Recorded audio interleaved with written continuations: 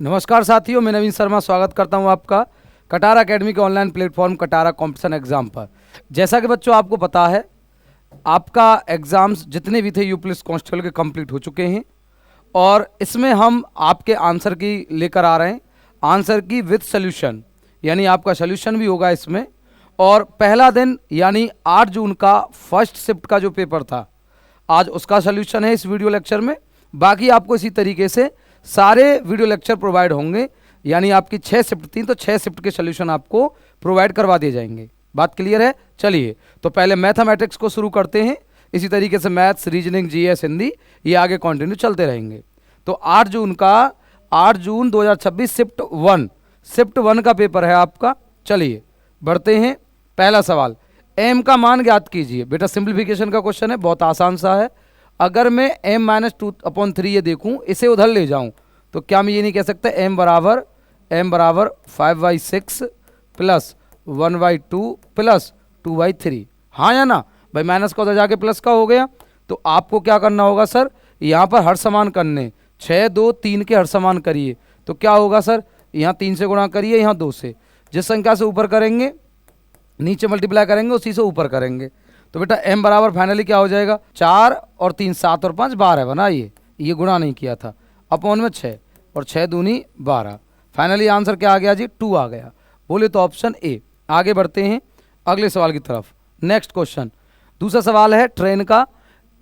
दो train station ए और B सीधी रेखा पर 210 किलोमीटर की दूरी पर स्थित हैं। एक ट्रेन सुबह 7 बजे ए से प्रारंभ होती है और 35 किलोमीटर की चाल से चलती है, बी की ओर चलती है। दूसरी ट्रेन 8 बजे चली है बेटा, तो 8 बजे तक पहली ट्रेन जो ए है वो 35 किलोमीटर पर आवर से 1 घंटे में 35 किलोमीटर चली होगी। तो 210 में से 35 गए तो कितनी बची दूरी, 10 में से 5 गए तो 5, और यहाँ पर 10 में से 3 गए तो 7, 175। सर कितना हो गया, 175। अब 175 किलोमीटर की दूरी को, अब दूसरी ट्रेन 8 बजे चली उधर से, इधर से भी 8 बज चुके हैं। 175 किलोमीटर की दूरी 35 और 40 की स्पीड मिला के कितनी होगी, 75 किलोमीटर पर आवर। आप ये कहेंगे, आप सॉल्व करेंगे तो 25 किलोमीटर से किलोमीटर, 25 से 3 बार और 25 से कितने बार, 25 7 175, सर 7 बार, 7/3, 3 दूनी 6 और 1 7, 2 सही 1/3, 2 घंटे ये हो गए, 1/3 घंटे ये है। घंटे को मिनट बनाना है, 60 से गुणा करेंगे और 3 से कितने बार, 20 बार। तो कुल मिला के कितना हो गया सर, 2 घंटे 20 मिनट। अब आपको कितना ऐड करना है, 8 AM में ऐड करना है, 8 और 2 10, 10:20 क्या है सर, 10:20 क्या है भाई, AM की टाइम है, 10:20 AM है। बोले तो ऑप्शन बी, इस सवाल का राइट आंसर बी हो जाएगा। क्या ये बात क्लियर है? आगे बढ़ते हैं सर नेक्स्ट क्वेश्चन पर। नेक्स्ट क्वेश्चन कहता है, आप इसे मिक्स क्वेश्चन कहिए या लीनियर इक्वेशन का कहिए या सिंप्लीफिकेशन का कहिए, लाइक सिंप्लीफिकेशन टाइप है। बाकी आप लीनियर इक्वेशन का क्वेश्चन इसे कह सकते हैं, मतलब सिंप्लीफिकेशन में आएगा यहाँ पर, क्योंकि लीनियर इक्वेशन आपके सिलेबस में नहीं है। तो मैं इसे सॉल्व करने जाऊँगा। ये नॉर्मल क्वेश्चन है, बहुत हैवी नहीं है, इसे देखकर घबराने का नहीं है। आप इसे सॉल्व करें, 9x 9x हो गया और 7x हो गया और 7y, ये क्या हो गया सर, 7y, ये 7y हो गया।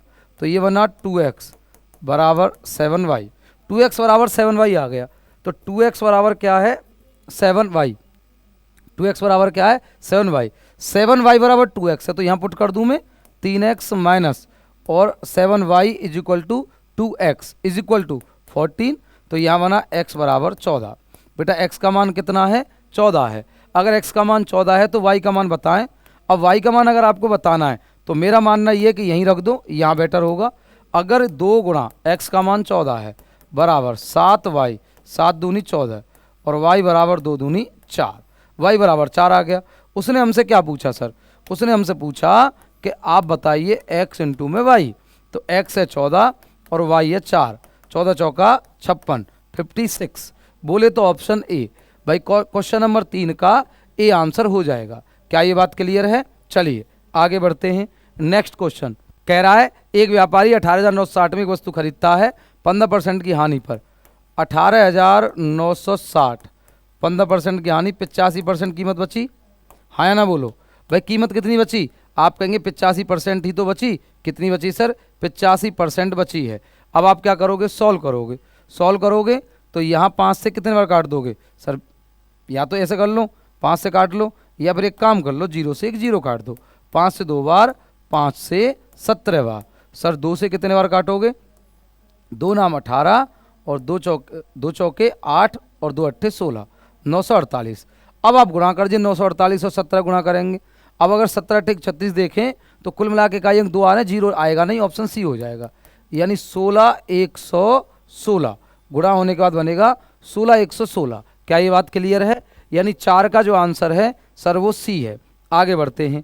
नेक्स्ट, एक दुकानदार ने 15,400 में एक टेलीविज़न खरीदा और इसे 18,060 में बेच दिया। लाभ और लाभ प्रतिशत की गणना करें। देखो एक बात समझो भाई, 18,060 में बेचा, ये एसपी है। अगर एसपी में से सीपी घटा दिया जाए तो प्रॉफिट निकल के आ जाएगा या लॉस निकल के आ जाएगा, जो भी है। अब यह 15,400 में खरीदा, 18,060 में बेचा है तो प्रॉफिट हो गया सर। प्रॉफिट कितने का हुआ? 0। 6 में 0 गए तो 6, 10 में 4 गए, 10 में से 4 गए तो 6, और यहाँ कितना बचा? 7, 7 में 5 गए 2, 2660 का प्रॉफिट है। अब देखो किसी भी ऑप्शन में 2660 नहीं है, ऑप्शन डी में, तो मैं प्रॉफिट परसेंट क्यों निकालूंगा? बताओ निकालूंगा। अब एग्जाम हॉल में मेरा काम ये होना चाहिए था, अगर मैंने प्रॉफिट निकाल लिया है तो मैं प्रॉफिट परसेंट नहीं निकालूंगा, यहाँ से टाइम बचेगा। बाकी आप प्रॉफिट परसेंट निकालना चाहोगे भी तो आपको 2660 का प्रॉफिट है, किस पर है? सीपी पर। और सीपी कितना है? 15,400 और मल्टीप्लाई 100, तो 17.27%। क्या ये बात क्लियर है? बोले तो ऑप्शन डी, डी सवाल का राइट आंसर है। आगे बढ़ते हैं। 6 संख्याओं का औसत 12 है, तो 12 छिक्के 72, ठीक है। 2 संख्याओं का औसत 6.5 है, अगर 2 संख्याओं को 6.5 है, 6 दूनी 12 13 हो गया। जबकि अन्य 2 संख्याओं का औसत 4.5 है, ये पॉइंट है बेटा, पॉइंट 4.5 है। अब 4.5 है तो ये हो गया 9। अब 13 और 9 कितना होता है जी? आप कहेंगे सर 22 हो जाता है, 13 और 9 22 हो गया। 72 में से अगर 22 घटा दें, 72 में से 22 घटा दें तो कितना बचेगा? ऐसे माइनस करने पर 50 ही तो बचेगा। 50 20 70 72 50। उसने क्या पूछा है? शेष 2 संख्याओं का एवरेज निकालो। अगर 50 ही हो गए 2 संख्याओं का, 2 से डिवाइड करो तो एवरेज कितना हो जाएगा? 25। बोले तो ऑप्शन ए क्लियर है। आगे बढ़ते हैं। ए और बी ने एक व्यवसाय में क्रमशः 3:2 के अनुपात में धन निवेश किया। बेटा देखो, जो रेशियो कैपिटल का है वही प्रॉफिट का होता है, डायरेक्टली प्रोपोर्शनल होता है। तो कैपिटल प्रॉफिट का सेम रेशियो बोला जाएगा, 3:2, 3:2। क्यों? क्योंकि कैपिटल डायरेक्टली प्रोपोर्शनल होती है प्रॉफिट के, जब टाइम कांस्टेंट हो या टाइम आपको दिया ना हो या टाइम बराबर हो। क्या मेरी बात क्लियर है? तो यहां पर उसने टाइम का जिक्र किया, बोला वर्ष के अंत में, तो दोनों का टाइम बराबर है, तो जो रेशियो कैपिटल का आता वही रेशियो किसका आ जाएगा सर? प्रॉफिट का आ जाएगा।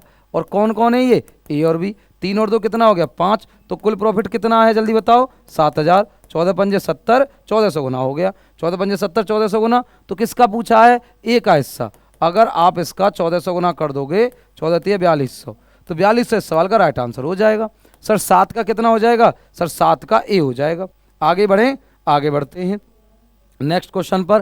कहता है दूध और पानी के एक मिश्रण में मिल्क और वाटर हो सकता है कि आप दूध और पानी मिश्रण सुन के आप समझिए मिक्सचर का क्वेश्चन है, लेकिन ये मिक्सचर का क्वेश्चन है ही नहीं।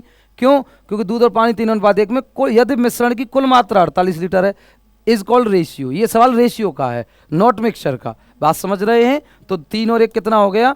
4, क्योंकि इसमें मिक्सचर का तो कोई कॉन्सेप्ट लगा ही नहीं है, ये तो रेशियो वाली बात है, डिवाइडेशन हुआ है, जो मैंने आपको टाइप करा रखा है मनी डिस्ट्रीब्यूशन वाला। तो यहाँ पर दूध और पानी को तोड़ दिया है, बांट दिया उसे, तो 12 चौका 48, 12 गुना हो गया। तो बताइए दूध की मात्रा कितनी है? मिल्क की 12 तिया कितना हो गया सर? 36, 36 हो गया। ऑप्शन डी आ गया सर, 8 का डी आ गया। इससे आसान सवाल मिलेगा बताओ? बहुत आसान सा क्वेश्चन था, आसान था। चलिए, 2 संख्या का योग 72 है, उनका योग 2:4 है।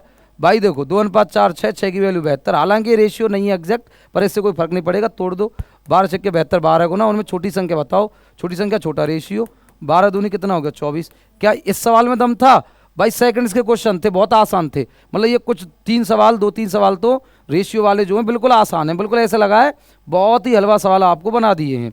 आगे बढ़ते हैं। समचतुर्भुज में एक विकर्ण 40 है, मान लो D1 बराबर 40 है, तो D2 क्या है? सर D2 कह रहा है दूसरा विकर्ण पहले विकर्ण का, पहले विकर्ण के आधे का, तो 40 का आधा करो, से 22 मीटर लंबा है, तो 2 से 20 बार, और 20 और 22 42 हो गया। ठीक है सर। समचतुर्भुज की प्रत्येक भुजा की लंबाई बताइए। अब प्रत्येक भुजा की लंबाई बताएंगे। आपने समचतुर्भुज देखा है? चलो मैं बना देता हूँ, समचतुर्भुज बना देता हूँ आपके लिए, आप भी क्या याद रखोगे। लो भाई समचतुर्भुज बना रहे हैं हम, ये लीजिए, ये बन गया समचतुर्भुज। मान लो ये समचतुर्भुज है, इसमें क्या हुआ, इसमें विकर्ण, अगर बात करें विकर्ण की तो ये विकर्ण है, एक विकर्ण ये है, एक विकर्ण ये है, ठीक है सर। अब क्या हुआ सर, आप बताओ अगर पूरा विकर्ण 40 है तो आधा कितना होगा 20, पूरा विकर्ण अगर 42 है तो दूसरा क्या होगा 21। अगर ये 20 और ये 21 है, अब आपको ये चाहिए, यही तो चाहिए, बोलो हाँ या ना। तो आप क्या कहेंगे, सर ये भुजा चाहिए ए, तो ये 90 डिग्री हो रहा था, पाइथागोरस थ्योरम लग जाएगी। पाइथागोरस थ्योरम क्या कहती है कि भाई अगर आपको ए चाहिए तो आधार का स्क्वायर प्लस लंब का स्क्वायर, आधार का स्क्वायर प्लस लंब का स्क्वायर। क्या ये बात समझ रहे हैं, आधार का स्क्वायर प्लस लंब का स्क्वायर, वन साइड। अब क्या हो गया, 20 का स्क्वायर, ये 21 का स्क्वायर, 20 का स्क्वायर 400 हो गया, 21 का स्क्वायर 441 हो गया, तो कुल मिला के कितना हो गया 841। और इसका रूट और ले लो, क्या ले लो, रूट, इसका रूट लोगे 841 का कितना आएगा, जल्दी बताओ, बहुत स्पीड में, 29 नहीं आएगा, हाँ या ना। तो 29, यानी उसने क्या बोला कि समचतुर्भुज की प्रतिभुजा की लंबाई बताइए। 29 हो गया सर, 29, 10 का कितना हो गया सर, 10 का डी हो गया।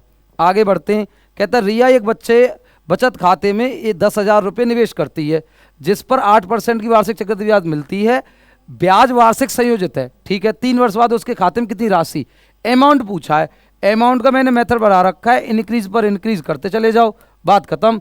8% हो तो 108%, फिर 108 और फिर 108, हाँ या ना भाई, 3 साल है तो 3 बार हो गया। अब देखो पता है क्या होगा, मैं क्या करूंगा, 2 जीरो से 2 जीरो, इन 2 जीरो से ये 2 जीरो, 100 बचा, 8 8 64, क्या आया इकाई अंक 4 और 4 8 32, इकाई अंक क्या आ रहा है 2 आ रहा है। अब डेसिमल में आएंगे क्योंकि 2 स्थान गुणा होके जब जो भी गुणा होकर रिजल्ट आएगा 100 से भाग लगेगा, 100 से भाग लगेगा तो पॉइंट के बाद 2 अंक होंगे, तो इकाई अंक किसका 2 दिख रहा है इस संख्या में, केवल 2 का दिख रहा है। हालांकि इकाई अंक यहाँ शुरू होगा डेसिमल के बाद है, लेकिन लास्ट का अंक 2 दिख रहा है, तो ऑप्शन ए है। अब मेरे पास इतना टाइम नहीं मैं गुणा करूं, अगर मुझे मेरे कॉन्सेप्ट पर क्लियरिटी है तो मैं यूनिट डिजिट वाले कॉन्सेप्ट की हेल्प लूंगा। क्या मेरी बात समझे, इस तरीके से एग्जाम हॉल में टाइम बचाया जाता है। आगे बढ़ते हैं, एक बक्से की लंबाई 11.11 है, चौड़ाई 5.5 है, ऊंचाई 7.7 है, उनका कुल पृष्ठ क्षेत्रफल टीएस है। टीएस बताओ बक्सा कैसा है, क्यूबॉइड है, क्योंकि लंबाई चौड़ाई ऊंचाई दे रखी है, तो 2LB BH और HL कुल पृष्ठ क्षेत्रफल, तो क्या कहेंगे 11.1 गुणा 5.1 प्लस 5.5 गुणा 7.7 प्लस 7.7 गुणा 11.1, ये हो गया। अब आप क्या करोगे सर, अब गुणा करके ऐड करोगे, देखो 5 एकन 5 5 एकन 5, 5 सत्ते 35, 5 10 जीरो बना, और यहाँ क्या बना 7 एकन 7, 7 आएगा, 7 आएगा, क्या आएगा इकाई अंक, 1 सेकंड, इकाई अंक क्या आने वाला है, इकाई अंक क्या आएगा, देखो 7 दूनी यहां तक 7 आया, 7 दूनी 14, इकाई अंक 4 आएगा। अब 4 आने वाला है, और अगर मैं इसे देखूं मोटा मोटा तो 360 बनता है, अगर इसे नॉर्मल अप्रोक्स मानूं तो 377.74, ऑप्शन बी सवाल का राइट आंसर हो जाएगा, 357.4 नहीं होगा। क्यों, क्योंकि अगर इसे मोटा मोटा 11 पंजे 55 60 मान लो, क्योंकि 5.5 है, 11 पंजे 55, आधा जोड़ दो 60 अप्रोक्स मान लो, ये इसे मान लो 5 सत्ते 35 और 5 40 मान लो, 11 7 77, इसे 80 मान लो, 360 के आसपास पहुंचता है, तो कम रह गया, तो 357 तो हो ही नहीं सकता, ज़्यादा बनेगा क्योंकि हमने कुछ पॉइंट के मल्टीप्लिकेशन छोड़े हैं, तो कुल मिला के आंसर बन जाएगा 377.74। बाकी आपकी इच्छा है, आप गुणा कर लीजिए, अब गुणा करने में आपको टाइम लगेगा, यहाँ गुणा करने में टाइम जरूर लग जाएगा आपको, अगर गुणा करने में अगर कैलकुलेशन के हिसाब से जाएं तो टाइम लगने वाला है। क्या बात क्लियर है, यानी ये कैलकुलेटिव बोला जाएगा। बाकी फिलहाल आंसर भी आ चुका है। आगे बढ़ते हैं, एक दुकानदार अपनी वस्तु का अंकित मूल्य क्रय मूल्य से 25% अधिक अंकित करता है, ग्राहक को आकर्षित करने के लिए अंकित मूल्य पर 10% छूट देता है। भाई ये तो बहुत आसान है, 25% अधिक किया, 10% डिस्काउंट दिया, कमी हो गई, और 25% का कितना 10% बट्टे में कितना हो गया जी 100 हो गया, 100 हो गया, तो 0 से 0, 0 से डेसिमल, तो 25 में से 10 गए तो 15, 15 में से 2.5 गए तो 12.5% का प्रॉफिट है, खत्म। आपको याद है ना, ऐसे क्वेश्चन में सक्सेसिव लगता था। करने के तरीके तो और भी हैं, 3 तरीके हैं, लेकिन उनसे करने का कोई मतलब नहीं है। आगे आइए, कह रहा है इकाई अंक बताओ। भाई देखो अब इसमें कैसा आ गया, गुणा होकर जो भी बने, लेकिन हमें इतना समझ में आ रहा है पावर इवन है और 9 की पावर इवन होता है, इसका मतलब होता है इकाई अंक 9 से मतलब है 2 और इकाई अंक बनेगा क्या 1। बस इतनी देर का सवाल था, खत्म। आगे बढ़ते हैं सर। कह रहा है 15 के 2 गुणज एलसीएम 1200 है। पहली संख्या 75, पहली संख्या गुणा दूसरी संख्या बराबर 15 के 2 गुणज एलसीएम 1200 और एचसीएफ 15। अरे 15 के गुणज है तो एचसीएफ 15 ही तो होगा, सोचना क्या है, थोड़ा घुमा के बोल दिया उसने। हो सकता है आपको इस सवाल में थोड़ी प्रॉब्लम आई हो एग्जाम हॉल में। 15 के 2 गुणज का मतलब 15 एचसीएफ है, जो गुणज होता है वही तो एचसीएफ होता है, बात खत्म। अब क्या करोगे, 15 पंजे 75, 24 पंजे 120, 240। तो दूसरी संख्या का अगर मान की बात करें तो 240 आ जाएगा सर। बोले तो ऑप्शन ए है ना आसान। आप फालतू में खामोखा परेशान हो रहे थे दुनिया भर का। भाई मैंने बोला था कि जिन बच्चों ने लास्ट टाइम में मैराथन भी देखी होगी ना, तो 90% पेपर तो मैराथन से ही है। मैथ में संख्या चेंज होती हैं, बाकी टेंशन लेना नहीं है, चीज़ें एकदम बहुत सिंपली बहुत अच्छे से मिल गई हैं।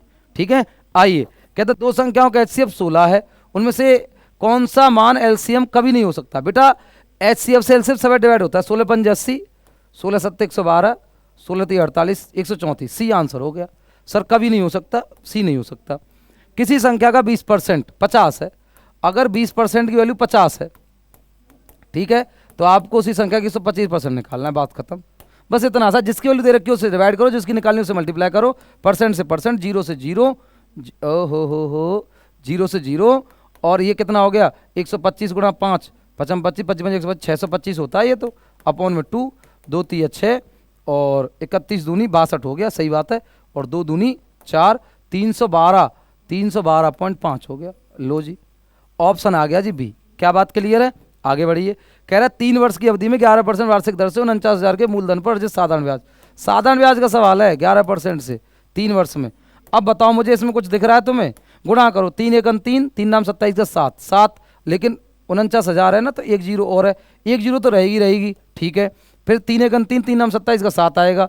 अब 70 किसके पीछे है, ऑप्शन ए के पीछे, दहाई के अंक तक चेक कर लो। बस क्यों मैं इतना गुणा करता फिर, इतना टाइम नहीं है भाई, सीधा खत्म करो। नहीं समझे, डबल जीरो आ नहीं सकती, सिंगल जीरो आएगी, 3 जीरो 3, 2 जीरो कट गई हैं, तो सीधा दहाई के अंक तक हम चेक करके कुल मिला के आंसर हो जाएगा 16,170। मतलब हमने गुणा नहीं किया, मल्टीप्लाई को बचा दिया। ऐसे एग्जाम हॉल में टाइम बचा जाता है। मैं आपको बता रहा हूं कि एग्जाम में ये सवाल कैसे डील करना था। 3 क्रमागत सम संख्याओं का एचसीएफ बताओ।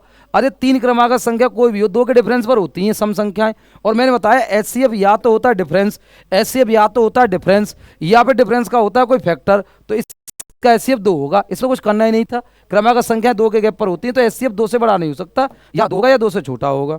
आगे आइए, 240 मीटर लंबी एक ट्रेन खंबे को 30 सेकंड पार करती है, ट्रेन की चाल बताओ। 240 अपॉन में 30, 18 बट्टे 5 किलोमीटर पर सेकंड रहा, ये बन गया किलोमीटर पर आवर। इसे सॉल्व करो। अगर आप इसे सॉल्व करने जाओगे, 6 पंजे 30 और 6 3 18, अब गुणा करो, 3 छक्के 18 का 8 बचा 1, 3 चौका 12 और 1 13, 1 3 दूनी 6 और 1 7, 738, 25 25 थी 75। अगर 750 होता तो 30 आ जाता, 30 से जस्ट पहले कौन सा ऑप्शन है, 29, और तो कोई ऑप्शन ही नहीं है, खत्म। मैं क्यों डिवाइड करता फिर, इतना टाइम क्यों लगाऊं, ऐसे टाइम बचा जाता है। बाकी आप भाग लगाना चाहो लगाना, 29.52 किलोमीटर पर आवर आ जाएगा। आगे बढ़ते हैं सर, नेक्स्ट। 4 वर्ष पहले एक पति और उसकी पत्नी, एक पति उसकी पत्नी, पति पत्नी और उसका बच्चा कि 4 वर्ष पहले 30 वर्ष थी, तो 30 + 4 34 हो गई, और गुणा कितना करोगे सर, 3 लोग हैं, तो 3 34 का गुणा करोगे, 3 चौका 12 का 2, 3 3 9 और 2 11, 112 हो गया। नहीं समझे, 30 3 90 और 4 3 12 90। 1 मिनट, थोड़ा गड़बड़ कर दिया क्या, 1 मिनट, ये सीधा कर देता हूँ ना, 30 और 4 34 कर दो लो, क्योंकि 4 वर्ष पहले 30 थी, तो आज कितनी हो जाएगी 34, गुणा 3, 3 चौका 12 बचा 1, 3 3 और 1 10, 102। अब क्या कह रहा है, 6 वर्ष पहले पत्नी और बच्चे, वाइफ और बच्चे की बात करें 22, लेकिन 6 वर्ष पहले है, तो 22 और 6 कितना हो जाएगा 28, 28 दूनी 56, 56 घटा दो कितना बनेगा, 6 और 6 12, और 9 में से 5 गए तो 4 46, ये किसकी एज आ गई, क्योंकि W से W कैंसिल हो गया, W प्लस C की वैल्यू यहाँ पुट कर दिया, माइनस कर दिया, सीधी सी बात ये है। तो F बराबर कितना आ गया 46। बात क्लियर है, इतना सवाल था भाई। 21 का जो आंसर है, 21 का जो आंसर है आपका क्या रहा, C रहा। चलिए आगे बढ़ते हैं। कह रहा है यशु 12 घंटे काम करके एक किताब की नकल 20 दिनों में कर सकता है, तो 16 दिनों में किताब की नकल करने के लिए कितने घंटे काम करना होगा। 4 तिया 12, 4 चौको 16 और 4 पंजे 20 और 5 तिया 15। बहुत आसान, बहुत आसान, बहुत आसान, बहुत आसान। आसान है भाई पेपर मैथ का, मैथ का आसान है। अगर थोड़ा टेक्निकली चलो, कुछ जगह पर आप कैलकुलेशन में फंस सकते हो तो वहाँ प्रॉब्लम आ सकती है। बात क्लियर है जी, आगे बढ़ते हैं। कह रहे हैं 100 से 199 के बीच यादृच्छिक रूप से चुनी जाती हैं, इसकी प्रायिकता क्या है कि वह संख्या 2 से विभाज्य हो और उसमें ठीक 2 सम अंक हों। कितने अंक हों, उसमें 2 सम अंक भी हों। ये ध्यान से सुनना है। एक बात बताओ, मैं आपको एक बात बता रहा हूं, ये सवाल है प्रोबेबिलिटी का, ठीक है। अब बात प्रोबेबिलिटी की करें तो ये आपका आउट ऑफ सिलेबस था, ये मतलब यूपीएससी कांस्टेबल का सिलेबस में ही नहीं है। अब सिलेबस में नहीं है तो नहीं है, जिसने पढ़ा होगा उसने किया होगा। बाकी मैं बहुत ईमानदारी से बताऊं, हमने प्रोबेबिलिटी नहीं पढ़ाया कांस्टेबल वाले बैच में। हालांकि दरोगा के जो बैच थे उसमें पढ़ाई थी, लेकिन कांस्टेबल वाले बैचेज में नहीं पढ़ाई, क्योंकि कांस्टेबल के सिलेबस में था ही नहीं, ना पहले कभी आया है। तो ये हमारे लिए एक नई चीज़ थी जो कि सिलेबस से थोड़ी अलग है। मैं इस बात को स्वीकार करता हूं कि हमने कांस्टेबल के बैचेज में ये प्रोबेबिलिटी और परम्यूटेशन कॉम्बिनेशन नहीं पढ़ाया है। अब नहीं पढ़ाया तो नहीं पढ़ाया, अब एग्जाम में क्योंकि ये सिलेबस में था नहीं, अब सिलेबस में था नहीं तो इसीलिए कराया नहीं। बाकी जिन बच्चों को आता होगा उन्होंने किया होगा, आ जाओ इसे करते हैं। उसने बोला है इसकी प्रायिकता क्या है कि वह संख्या 2 से, पहली बात तो 100 से 199 कितने टर्म होंगे। टर्म की अगर बात करें, टर्म की बात करें, टर्म्स की बात करें, टर्म्स कितने होंगे 199 माइनस 100 प्लस 1, क्योंकि 1 के गैप पर हैं तो 199 और 1 कितने हो गए 100 हो गए भाई। 199 से 100 घट गए प्लस 1 100 हो गए, चलो 100 हो गए। अब क्या करते हैं, अगर बात करें 3 कंडीशन है, एक तो है इकाई अंक, एक दहाई अंक और एक सैकड़ा, क्योंकि उसने बोला है कि वह संख्या 2 से तो विभाज्य होनी चाहिए, यानी सम होनी चाहिए पहली बात तो। उसके बाद में उसमें ठीक 2 सम अंक होने भी चाहिए, 2 अंक सम होने चाहिए। इसका मतलब है कि इकाई दहाई और सैकड़ा वाले स्थान पर बात करें तो उसकी जो पॉसिबिलिटी बन रही है वो 1 है। क्या है सर, 1 है। ये कौन सा है, ये कौन सा है, ये है 1000 प्लेस पर, मतलब सैकड़ा, इकाई दहाई सैकड़ा पर है, इकाई दहाई सैकड़ा, 10th 100 प्लेस सैकड़ा। अगर बात करें दहाई की, अगर बात करें दहाई की यानी 10th प्लेस की बात करें तो क्या क्या आएंगे, 10th प्लेस पर बात करें तो क्या कहेंगे 2 से विभाज्य और उसमें ठीक 2 सम अंक भी हों। तो 0 होगा, क्या होगा 2 होगा, 4 होगा, 6 होगा और 8 होगा। तो 3 और 2 5 हो गए। अगर बात करें यूनिट प्लेस की, अगर बात करें यूनिट की, यूनिट पर क्या होगा 0 होगा, 2 होगा, 4 होगा, 6 होगा और 8 होगा, 5 होगा।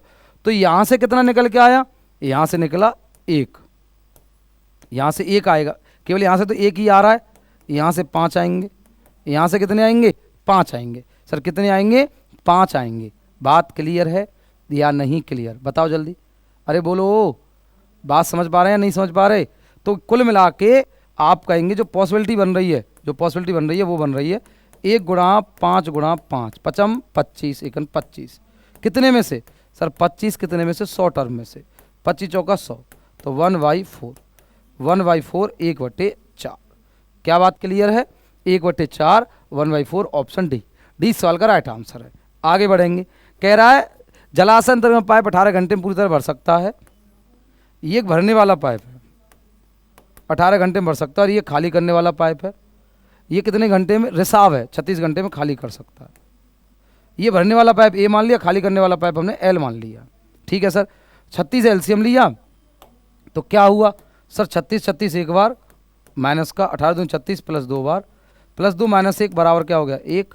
दोनों अगर एक साथ चलें, जलाशय को भरने में लगने वाला समय बताइए, 36 बट्टे में 1, तो कितने घंटे लगे 36।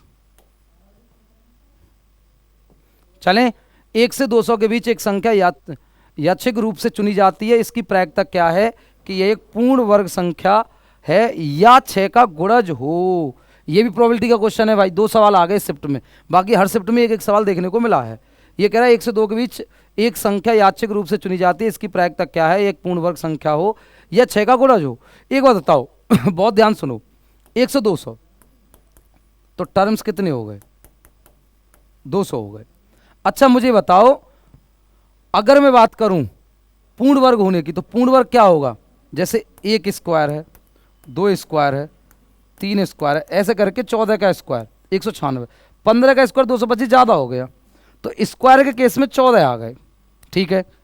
और वो क्या कह रहा है 6 से डिवाइड के केस में, तो 200 से 6 को डिवाइड करो, कितने नंबर मिल रहे हैं भाई? 2 6 3 18, 2 6 3 33.33, तो 33 मिल रहे हैं सर। पूरा पूरा डिवाइड नहीं करना होता, उससे पहले तक पहुंच जाए, मतलब 33 मिल रहे हैं। लेकिन कुछ नंबर ऐसे होंगे जो स्क्वायर भी होंगे और 6 के मल्टीपल भी होंगे। कौन कौन से होंगे? जैसे 36, 6 से कटता है, स्क्वायर होता है, 6 का होता है। उसके बाद और क्या होगा, और बताओ जल्दी से? 144, 12 का होता है और 6 से भी कटता है। क्या और कोई कटता है? नहीं। ऐसे 2 अंक हैं जो यहाँ पर शामिल, मतलब जो दोनों जगह काउंट हो गए, मतलब स्क्वायर में भी और 6 के मल्टीपल में भी, तो उन्हें घटा दो। तो कुल मिला के ऐसे टर्म्स की बात करें, ऐसे अंकों की बात करें, तो 14 + 33 - 2, तो 14 में से 2 गए तो कितना बचा? सॉरी 33 में से 2 गए तो कितना बचा? 31, 31 और 4 35 और 10 45, 45 बने।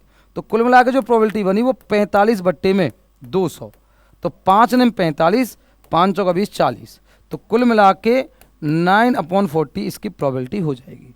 बोले तो ऑप्शन ए। भाई ए आंसर है 25 का। क्या ये बात क्लियर है? चलो आगे बढ़ते हैं। नेक्स्ट क्वेश्चन, 5 पावर 0 का मतलब होता है एक, किसी भी नंबर की पावर 0 होता है, 1 होता है, 0 तो रहेगा ही 0। ये क्या है? ये बनेगा 1, और -1 की पावर 2 है तो ये भी 1 रहेगा। तो अगर इसे सही से लिखें, उसने बोला है फिर उस संख्या को मानों को बढ़ते क्रम में सूचीबद्ध कीजिए। यदि कोई मान 1 से अधिक बार आता है तो उसे उतनी ही बार लिखें। मतलब जैसे एक आंसर आ गया ना, क्या तो 0 1 1 और 1। अब ये कौन सा एक है, इससे क्या मतलब है? तो 0 1 1 1, बोले तो ऑप्शन सी, बढ़ते हुए क्रम में। मतलब इनडायरेक्टली उसने इनके आंसर्स पूछ लिए, बस उसको ये बोल दिया बढ़ते क्रम में। तो ये सर्च एंड डायसिस का हमारा क्वेश्चन हो गया। आगे बढ़ते हैं। ये डीआई का सवाल है, यदि ई को गणित में प्राप्त अंकों की मूल अंकों से 25% बढ़ा दिया जाए, ई के 60 अंक के 25% बढ़ा दो।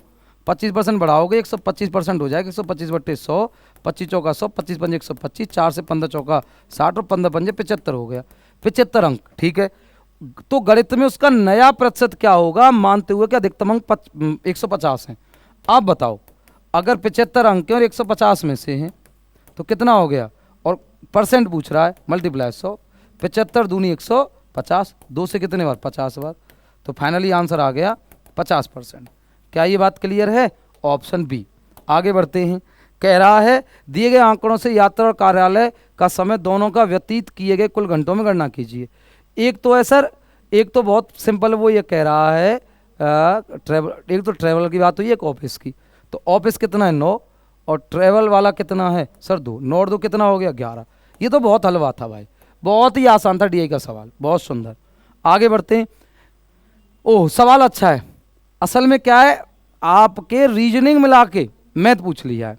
मतलब आप जानते होंगे कथन निष्कर्ष वाले क्वेश्चन रीजनिंग का चैप्टर होता है, लेकिन ये मैथमेटिकली अप्रोच है। इसमें बिना मैथ्स करे आप इस सवाल को नहीं कर सकते। उसने हमको बोला है कि एक प्रश्न और कथनों का एक समूह दिया गया, ज्ञात कीजिए दिए गए कथनों में कौन सा कथन प्रश्न का उत्तर देने के लिए पर्याप्त है। उस त्रिभुज, एक त्रिभुज का परिमाप ज्ञात कीजिए यदि निम्नलिखित जानकारी उपलब्ध हो। अगर एक त्रिभुज का परिमाप ज्ञात कीजिए, निम्नलिखित जानकारी उपलब्ध हो। क्या निकालना है? परिमाप। परिमाप के लिए असल में क्या है कि त्रिभुज का परिमाप निकालना है, तो क्या होता है? Perimeter, sum of all sides. क्या होता है sir? Sum of all sides. बात खत्म। चाहे कितनी भी साइड है उसमें, भाई 3 साइड होती है त्रिभुज में, तीनों बराबर हों, अलग अलग हों। अब यहां पर कह रहा है त्रिभुज का क्षेत्रफल 24 वर्ग का ही है, यानी एरिया ऑफ ट्रायंगल 24 स्क्वायर, और height of the triangle is 4 unit. अब मैं से कैसे मान लूं कि ये सवाल समकोण त्रिभुज का है? मैं कैसे मान लूं कि समबाहु का है? मैं कैसे मान लूं कि समद्विबाहु का है? दरअसल है क्या है कि यहां पर एक तो त्रिभुज का क्लियर करना चाहिए था कि ये त्रिभुज है, समबाहु त्रिभुज है, समकोण त्रिभुज है। अगर इतना भी क्लियर नहीं कर रहा है तो और भी भुजाएं देनी चाहिए, क्योंकि तीनों भुजाओं का योग चाहिए। मान लो मैं इसको मैं आपको मान लूं समकोण त्रिभुज मान लूं, तो त्रिभुज का क्षेत्रफल दे रखा है 24 और ऊंचाई दे रखी है, तो मैं आधार निकाल दूंगा। अब मैंने आधार निकाल दा, ऊंचाई निकाल दी, लेकिन मैं मान कैसे लूं समकोण त्रिभुज? कैसे मान लूं बताओ?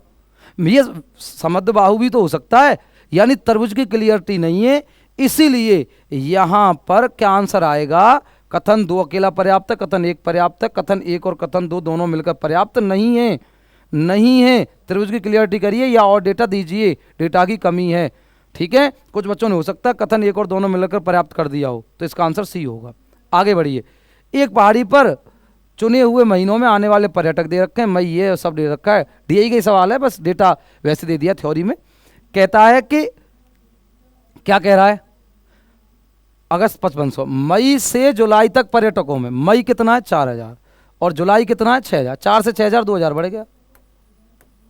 पर्यटकों में कितने प्रतिशत की वृद्धि हुई, 4000 पर 50% दिख रहा है साफ साफ। नहीं मानोगे, मानना तो पड़ेगा। क्यों नहीं मानोगे भाई, 2 से 2 बार, 2 से 50 बार, तो कितना आ गया सर 50%।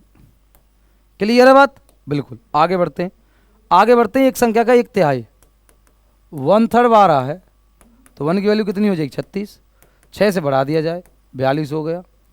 1/4 कर दो इसका, 1/4 करोगे 10.5 हो जाएगा, 10 शाम 40, 5 का 20, 10.4। बोले तो ऑप्शन भी बहुत आसान था, सिंप्लीफिकेशन टाइप का क्वेश्चन था।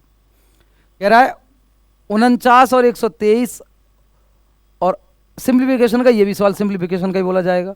आओ इधर, 49 गुणा, पहले ब्रैकेट सॉल्व कर लो, 3 चौका 12, 3 एकम 3 प्लस, अब इनका गुणा कर लो, 25 75 का 5 बचा 7, 7 बचा सर, 7 बचा, 25 25 से 7 32, 325। 41 का गुणा करो, 49 कर दो, 49 एक 49 बचा 9। अब 49 चौका 50 चौका 200 होता है, 49 चौका 196, और बचा कितना था 4 बचा था हासिल का, तो कितना हो गया 196 और 200, 209 प्लस 325। अगर आप कहें से 2000 और 2300 तो वो हो गया 2509, कितना हो गया 2509 हो गया 34, 2334। ऑप्शन बी, क्या बात क्लियर है, 2334 बिल्कुल। आइए, निम्नलिखित में से कौन सा एक प्रतिज्ञप्ति का उदाहरण है। बेटा प्रतिज्ञप्ति एक थोड़ा नया टर्म है, प्रोपोजिशन है, प्रीपोजिशन नहीं प्रोपोजिशन है। तो इसमें क्या कलेश है भाई, इसका कलेश बहुत सिंपल सा है, ये मेंटल एप्टीट्यूड का क्वेश्चन है, आप इसे रीजनिंग मान लो या मैथ मानो, किसी में मान लो। ठीक है, इसमें क्या होता है, इसका मतलब होता है, इस शब्द का मतलब है बहुत सिंपल, या तो ट्रू या फॉल्स, मतलब सत्य या असत्य। जो भी स्टेटमेंट होगा वो या तो सत्य होगा या असत्य होगा। अगर कोई प्रतिज्ञप्ति लिख दे कि ये बात प्रतिज्ञप्ति है मेरी, इसका मतलब या तो ये सत्य है या असत्य है। अब जैसे मान लो खिड़की खोलो, खिड़की खोलो मतलब क्या है, एक हल्का सा कोई व्यक्ति किसी को आदेश कर रहा है कि खिड़की खोल दो भाई, हो सकता है विनती कर रहा हो, लेकिन ना तो ये सत्य है बात, ना ये असत्य है। खिड़की खोलना कोई सत्य बात है या असत्य है, कोई ट्रूथ तो है नहीं, मतलब ये आंसर नहीं हो सकता। ठीक है, आप कहाँ रहते हैं, आप कहाँ रहते हैं तो एड्रेस बता देगा आदमी, ये पूछना सत्य या असत्य इसका कोई मतलब नहीं है, ये भी ट्रू या फॉल्स नहीं है। आगे आइए, वाह ये तो कमाल है, मतलब यहाँ भी कोई ऐसा कोई स्पेशल कुछ नहीं ट्रू या फॉल्स का। 7 एक अभाज्य संख्या है भाई, ट्रू है, यूनिवर्सल ट्रूथ है। 7 एक अभाज्य है भाई, इसे कोई नहीं झुठला सकता कि 7 अभाज्य नहीं है। बात समझे नहीं समझे, तो ये बिल्कुल ट्रू है, तो ऑप्शन सी होगा। यानी प्रतिज्ञप्ति का मतलब होता है किसी बात का सत्य असत्य में स्टेटमेंट होना। ठीक है जी, नमस्कार। आपका ये जो मुक्त मतलब आपका 8 की शिफ्ट का जो पहला मूक था, मतलब पहला जो पेपर था, उसको सोल्यूशन हमने कर लिया है। कुल मिला के बात यह है कि आपका पेपर इजी टू मॉडरेट था। 1 2 2 3 सवाल को अगर जैसे यहाँ पर आउट ऑफ सिलेबस आ गया प्रोबेबिलिटी, उसे हटा दें तो आपका बाकी मैथ बहुत आसान था।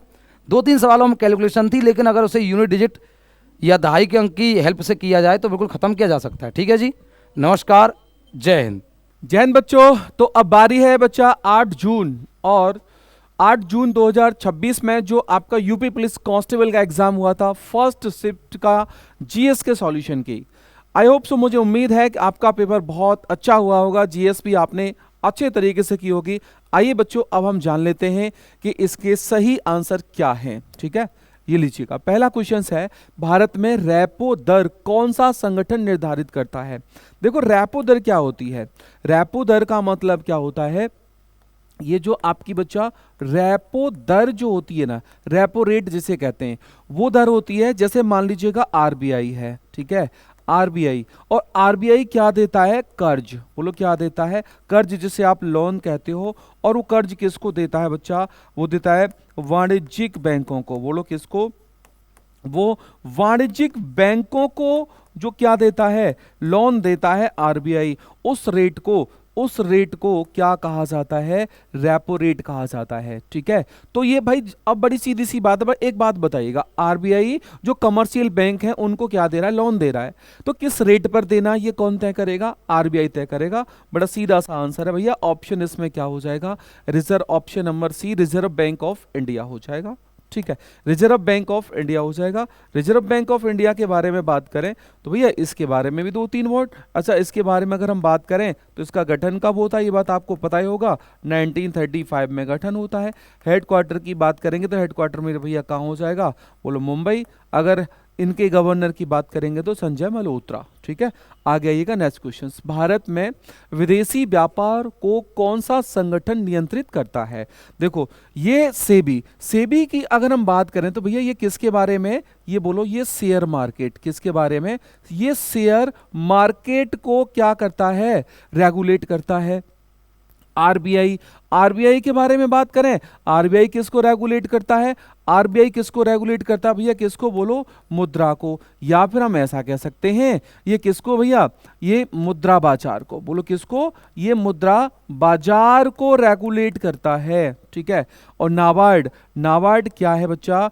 नाबार्ड एक बैंकिंग संस्था। बोलो क्या हो जाएगा? बैंकिंग संस्था के रूप में कार्य करता है नाबार्ड। तो बचा कौन सा आपके सामने? बोलो तो ऑप्शन नंबर जो बच रहा है भैया लास्ट में क्या हो जाएगा? डीजीएफटी। ऑप्शन नंबर इसका ये सही हो जाएगा। इसका मतलब क्या होता है? डीजीएफटी का मतलब होता है, बोलो क्या? डायरेक्टरेट ऑफ जनरल, ठीक है, फॉरेन, ठीक है, ट्रेड। तो ये जो व्यापार जो होता है भैया उसको रेगुलेट करने का काम कौन करता है? बोलो उसको। तो बड़ा सीधी सी बात है, बहुत ये मतलब बहुत टफ क्वेश्चन नहीं है। शेयर मार्केट को, मुद्रा बाजार को यानी मनी मार्केट को कंट्रोल करना। और नाबार्ड क्या एक बैंकिंग संस्था के रूप में कार्य करता है। तो ऑप्शन नंबर क्या हो जाएगा? डीजीएफटी हो जाएगा, डायरेक्टरेट ऑफ जनरल है ना फॉरेन ट्रेड हो जाएगा। ठीक है, आगे बात करेंगे। नेक्स्ट क्वेश्चन क्या कह रहा है? कांवर झील। देखो कांवर झील के बारे में पूछा मेरे भाई, कांवर झील कहाँ हो जाएगा? बोलो बिहार में। कांवर झील कहाँ हो जाएगा? बिहार में हो जाएगा। चलो आगे बात करेंगे। भारत में कौन सा राज्य समान नागरिक संहिता यूसीसी विधेयक पारित करने वाला दूसरा राज्य बन गया है? तो इस चीज को बहुत अच्छे से समझिएगा आप लोग। सबसे पहले अगर हम बात करेंगे भैया किसकी? समान नागरिक संहिता, यूनिफॉर्म सिविल कोड। बोलो किसकी बात करेंगे? Uniform civil code. अच्छा, ये संविधान के भैया किस आर्टिकल में है? तो इस बात को समझिएगा। आर्टिकल नंबर कौन सा? 44। ठीक है, 44 में ये बात कही गई है। और 44 संविधान के भैया किस भाग में है? तो बताइएगा। बोलो पार्ट 4 में हो जाएगा। ठीक है, और पार्ट 4 में क्या लिखा है? बोलो directive principle of state policy, राज्य के नीति निर्देशक तत्व में लिखा है। ठीक है, अच्छा अगर हम बात करेंगे यहाँ की, अगर हम बात करेंगे तो एक बात को समझिएगा। ठीक है, 1867 में, ठीक है भैया, एक कौन हुआ करते थे? बोलो पुर्तगाली। ठीक है, कौन? पुर्तगाली कहाँ हुआ करते थे? बोलो गोवा में। ठीक है, गोवा में। तो इन पुर्तगालियों के द्वारा क्या किया गया? इन पुर्तगालियों के द्वारा पुर्तगाली, ठीक है, पुर्तगाली समान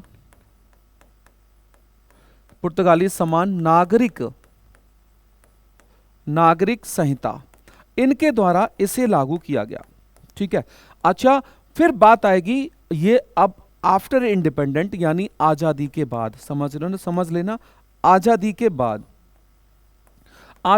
बाद की बात हम करेंगे तो ये जो यूसीसी जो बिल है, यूसीसी बिल है, ये किसके द्वारा? उत्तराखंड द्वारा। कब पेश किया गया? 2024 में। ठीक है, अच्छा फिर इसको क्या कर दिया गया? 1 जनवरी 2025 से इसको क्या कर दिया गया? बोलो लागू। ठीक है, अब क्वेश्चन को पढ़िएगा क्या कह रहा है? भारत में कौन सा राज्य समान नागरिक संहिता विधेयक पारित करने वाला दूसरा राज्य बना है? उत्तराखंड ने तो पारित भी किया, लागू भी कर दिया। तो अब ये दूसरा जो काम किया है भैया वो किसने किया है? वो किया है गुजरात ने। बोलो किसने? गुजरात ने। ठीक है, तो ये आपका ऑप्शन नंबर क्या हो जाएगा? बी राइट आंसर हो जाएगा। हाँ नहीं सुनो, हाँ सॉरी, सी सी राइट आंसर, सी मतलब गुजरात हो जाएगा, सही है। पुलिस अनुसंधान एवं विकास ब्यूरो की स्थापना किस वर्ष हुई थी? पुलिस अनुसंधान एवं विकास ब्यूरो, बहुत अच्छा क्वेश्चन है, बहुत प्यारा क्वेश्चन है, बहुत शानदार क्वेश्चन है, ठीक है। अच्छा, इसके बारे में बात करें भैया, इसकी स्थापना होती है 1970 में, ठीक है, 1970 में इसकी स्थापना होती है। तो यहां से अगर हम बात करेंगे तो किसकी बोलो, मिनिस्ट्री, अगर हम बात करेंगे तो मिनिस्ट्री के बारे में अगर हम बात करें तो वो कौन सी मिनिस्ट्री के अंडर ये काम करता है? बोलो होम मिनिस्ट्री, बोलो कौन सा? ये होम मिनिस्ट्री के अंडर तो भाई काम करता है। अच्छा, इसका फंक्शन के बारे में बात करेंगे, कार्य, कार्य का इसका मतलब है, बोलो क्या? इसका मतलब है स्मार्ट पुलिसिंग, बोलो क्या करना? स्मार्ट पुलिसिंग, यानी कहने का मतलब है पुलिस के लिए नए नए अप्रोच, नए नए तरीके ढूंढ करके लाना, ये इसका कार्य है, ठीक है। और इसका अगर हम बात करेंगे तो इसका हेडक्वार्टर कहाँ है? इसका हेडक्वार्टर मेरे भाई कहाँ हो जाएगा? बोलो न्यू दिल्ली, बोलो कहाँ हो जाएगा? न्यू दिल्ली। तो ये स्मार्ट पुलिसिंग के लिए कार्य करना, पुलिस को नए नए अनुसंधान ला करके देना, तो 1970 में इसका क्या होता है भाई? स्थापना होती है। आगे, निम्नलिखित में से कौन सी नदी पेरिस शहर से होकर बहती है? भाई कॉमन सी बात है, पेरिस शहर से होकर के बहती है, कौन सा? बोलो सीन नदी, बोलो कौन सा? शीन नदी हो जाएगा। अगर आप बात करें, हम थोड़ा सा समझने का प्रयास करें मेरे भाई, तो 2024 में मेरे भाई क्या हुए थे? बोलो ओलंपिक, बोलो क्या हुए थे? जो ओलंपिक हुए थे, ठीक है, ओलंपिक का उद्घाटन समारोह को लेकर के भी ये नदी कहाँ रही थी? बोलो चर्चा में रही थी, ठीक है। तो ऑप्शन नंबर का सी डी हो जाएगा। भारत के प्रधानमंत्री की नियुक्ति भारतीय संविधान के किस अनुच्छेद के अंतर्गत होती है? भाई देखो, बड़ी सीधी सी बात है, तो ऑप्शन नंबर क्या हो जाएगा? बोलो ऑप्शन नंबर क्या हो जाएगा? बोलो ए हो जाएगा, ठीक है। अच्छा, हम बात करेंगे पीएम, पीएम की नियुक्ति, पीएम की अगर हम बात करेंगे, बोलो किसकी नियुक्ति के बारे में बात करें, तो पीएम की नियुक्ति कौन करता है? भाई ये करेगा कौन? बोलो राष्ट्रपति, बोलो कौन? राष्ट्रपति। और उसके बाद अगर हम बात करेंगे तो भैया इसका आधार होता है, ऐसे ही मुंह उठा करके राष्ट्रपति किसी को प्रधानमंत्री नहीं बनाता। आधार क्या है, ये बात आपको पता होना चाहिए, ठीक है। आगे बात करेंगे, लीजिएगा, कौन सा प्लेटफॉर्म मुख्य रूप से पेशेवर नेटवर्किंग के लिए उपयोग किया जाता है? ये क्वेश्चन, सेम क्वेश्चन रिपीट हुआ है, ठीक है, सेम क्वेश्चंस रिपीट हुआ है। 2024 में भी ये क्वेश्चंस पूछा था और अभी भी सेम क्वेश्चन, तो क्या हो जाएगा? लिंक्डइन, कौन सा हो जाएगा? लिंक्डइन हो जाएगा। लिंक्डइन की बात करें तो यहां से ध्यान रखना, स्थापना, ठीक है, स्थापना इसकी कब होती है? 2002 में, ठीक है। लेकिन ये अपनी फंक्शनिंग यानी अपना कार्य कब से प्रारंभ करता है? 2003 से कार्य करता है, ठीक है। अच्छा, इसका हेडक्वार्टर कहाँ हो जाएगा? इसका हेडक्वार्टर हो जाएगा, बोलो कहाँ? कैलिफोर्निया, बोलो कहाँ हो जाएगा? कैलिफोर्निया में इसका हेडक्वार्टर हो जाएगा। हाफ रीडमैन इसके क्या है? बोलो फाउंडर हैं, ठीक है। बोलो कौन? हाफ रीडमैन, सॉरी रीड हाफमैन, ठीक है, रीड हाफमैन इसके क्या हो जाएंगे? फाउंडर हो जाएंगे। अच्छा देखो, लिंक्डइन का काम क्या है? लिंक्डइन का काम है भाई नौकरी, जैसे नौकरी ढूंढनी हो तो लिंक्डइन पर जाकर के बहुत सारे लिंक पड़े रहते हैं। तो पेशेवर, पेशेवर का मतलब है आपको लेबर, इस तरीके की चीजें, नौकरी वगैरह के लिए इसको यूज किया जाता है। आगे भाई, निम्नलिखित में से कौन सी पर्यावरणीय समस्या मुख्य रूप से ग्रीन हाउस गैसों के उत्सर्जन के कारण होती है? देखो, ग्रीन हाउस गैसेस कौन सी गैसेस होती हैं? जो कि पृथ्वी के तापमान को बढ़ाती हैं। जब पृथ्वी के तापमान को बढ़ाती हैं तो जो पहाड़ों पर ग्लेशियर होते हैं, वो ग्लेशियर क्या होते हैं? अधिक टेम्परेचर के कारण पिघलते हैं, पिघल के नदी में आते हैं, नदी में आकर के नदियों के द्वारा वो समुद्र में आते हैं, समुद्र का लेवल बढ़ता है। इस पूरी प्रोसेस को क्या कहा जाता है? ग्लोबल वार्मिंग कहा जाता है। ग्लोबल वार्मिंग, ऑप्शन नंबर कौन सा हो जाएगा? वैश्विक तापमान, बोलो कौन सा? वैश्विक तापमान, ग्लोबल वार्मिंग हो जाएगा। आगे, भारतीय संविधान की किस अनुसूची में राज्यसभा में राज्यों और केंद्र शासित प्रदेशों के लिए सीटों के आवंटन से संबंधित प्रावधान है? भैया कौन सी अनुसूची हो जाएगी? बोलो चौथी, बोलो कौन सी? Fourth schedule. फोर्थ शेड्यूल में राज्यसभा में किस राज्य में कितनी सीटें होंगी, ये कहाँ मेंशन किया गया? बोलो फोर्थ शेड्यूल में मेंशन किया गया है। आगे आइएगा, लास्को गुफाएं किस देश में स्थित हैं? लास्को, भाई देख रहे हो कितने बेहतरीन क्वेश्चन, मतलब इस टाइप के क्वेश्चन एक दो बन जाते हैं बच्चा। लास्को की जो केव है ना, वो कहाँ है? बोलो फ्रांस में, बोलो कहाँ है? फ्रांस में हो जाएंगे, ठीक है। आगे बात करते हैं question number next. Madhubani, Mithila, बनी ठनी पेंटिंग आपने सुना होगा, तो मधुबनी चित्रकला की उत्पत्ति किस भारतीय राज्य में हुई है? मधुबनी। मधुबनी चित्रकला बहुत फेमस है, और मधुबनी चित्रकला मेरे भाई किसके लिए फेमस है? बोलो बिहार। बोलो कहाँ उत्पत्ति होती है इसकी? बिहार। अच्छा देखो, बिहार में जो लोकल ट्रेनें चलती हैं सरकार के द्वारा, और उन ट्रेनों में मधुबनी पेंटिंग को क्या करवाया था? बनवाने का कार्य भी सरकार के द्वारा किया गया था। तो ऑप्शन नंबर क्या हो जाएगा? बोलो डी इसका राइट आंसर हो जाएगा। ठीक है, आगे बात करेंगे क्या कह रहा है। 1988 में बाजार में आए पहले कोडक कैमरे का आविष्कार किसने किया था? तो भाई ये आविष्कार किसने? George Eastman. बोलो किसके द्वारा? जॉर्ज ईस्टमैन के द्वारा इस कैमरे का आविष्कार किया गया था। ठीक है, आगे आइएगा। कौन सा वैज्ञानिक सिद्धांत यह समझाता है कि कंपास की सुई उत्तर की ओर क्यों इशारा करती है? मतलब एक थ्योरी है। अच्छा, कंपास आपने देखा होगा जिसे हम दिशा ज्ञात करते हैं ना, दिशा ज्ञात करते हैं। तो ये कौन सा जो थ्योरी है जो ये बताता है कि कंपास की सुई उत्तर दिशा में? तो भाई कॉमन सी बात है, क्या हो सकता है भाई? मैग्नेट ही तो हो सकता है। ये मैग्नेट, भाई कोई चीज एक जगह स्थिर रहेगी, कहीं भी घुमा लो तो उसमें कॉमन सी बात है मैग्नेट मिलेगा। गुरुत्वाकर्षण बल नहीं होगा, नाभिकीय बल भी नहीं होगा, घर्षण नहीं होगा। पृथ्वी का चुंबकीय क्षेत्र, ऑप्शन चुनिएगा, पृथ्वी का चुंबकीय क्षेत्र। ऑप्शन नंबर इसका क्या हो जाएगा? बी इसका राइट आंसर हो जाएगा। ठीक है, आगे आइएगा। क्वेश्चन नंबर बात करते हैं मेरे भाई किसकी? 48 की। भारत में प्रति वर्ष राष्ट्रीय स्टार्टअप दिवस किस तिथि को मनाया जाता है? स्टार्टअप दिवस भाई ये मनाया जाता है कब? बोलो 16 जनवरी। बोलो कब? 16 जनवरी को स्टार्टअप दिवस के रूप में मनाया जाता है, नेशनल स्टार्टअप डे। ठीक है, आगे नेक्स्ट क्वेश्चन क्या कह रहा है। प्रेम, भाग्य और रिश्तों की पड़ताल करने वाले उपन्यास, ठीक है, क्या हो जाएगा? East all in the planets द्वारा किसके द्वारा लिखी गई है? B.S. नैपॉल, सुधा मूर्ति, शशि थरूर, है ना, प्रीति सेबराय। बोलो किसके द्वारा? तो ये लिखी गई है भैया प्रीति सेबराय के द्वारा। ठीक है, प्रीति सेबराय के द्वारा ये बुक लिखी गई है। और देखो शशि थरूर से क्वेश्चंस पूछा नहीं है, लेकिन ये बहुत बहुत बहुत इंपॉर्टेंट है। इनके द्वारा एक बुक लिखी गई एन एरा ऑफ डार्कनेस। कई सारी बुक हैं जो शशि थरूर की बहुत ज़्यादा फेमस बुक हैं, और इंग्लिश के एक बहुत अच्छे वक्ता के रूप में ये क्या करते हैं? बोलो काम करते हैं। ठीक है, आगे आएगा भैया नेक्स्ट क्वेश्चन क्या कह रहा है। निम्नलिखित में से कौन सा भारतीय राज्य म्यांमार और भूटान दोनों के साथ सीमा साझा करता है? तो म्यांमार और भूटान के साथ, तो भैया कौन सा हो सकता है? देखो उत्तर प्रदेश तो इनमें से भाई किसी से भी नहीं है ना, ना ही आंध्र प्रदेश है और ना ही अरुणाचल प्रदेश का हम देखेंगे।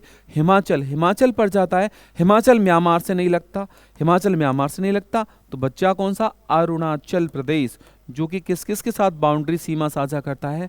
म्यांमार और भूटान। ठीक है, म्यांमार और भूटान के साथ वो अपनी सीमा साझा करता है। तो ऑप्शन इसका क्या हो जाएगा? बोलो बी इस राइट आंसर हो जाएगा। आगे क्या कह रहा है जरा सुनिएगा।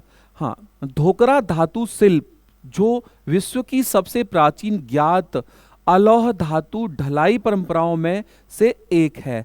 मोहनजोदड़ो में साक्ष्य मिले हैं। ठीक है, जनजातीय और लोक कला वस्तुएं बनाने के लिए कौन सी प्राचीन तकनीकी का उपयोग किया जाता था?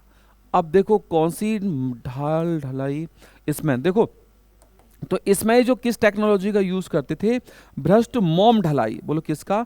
भ्रष्ट मोम ढलाई का ये यूज करते थे।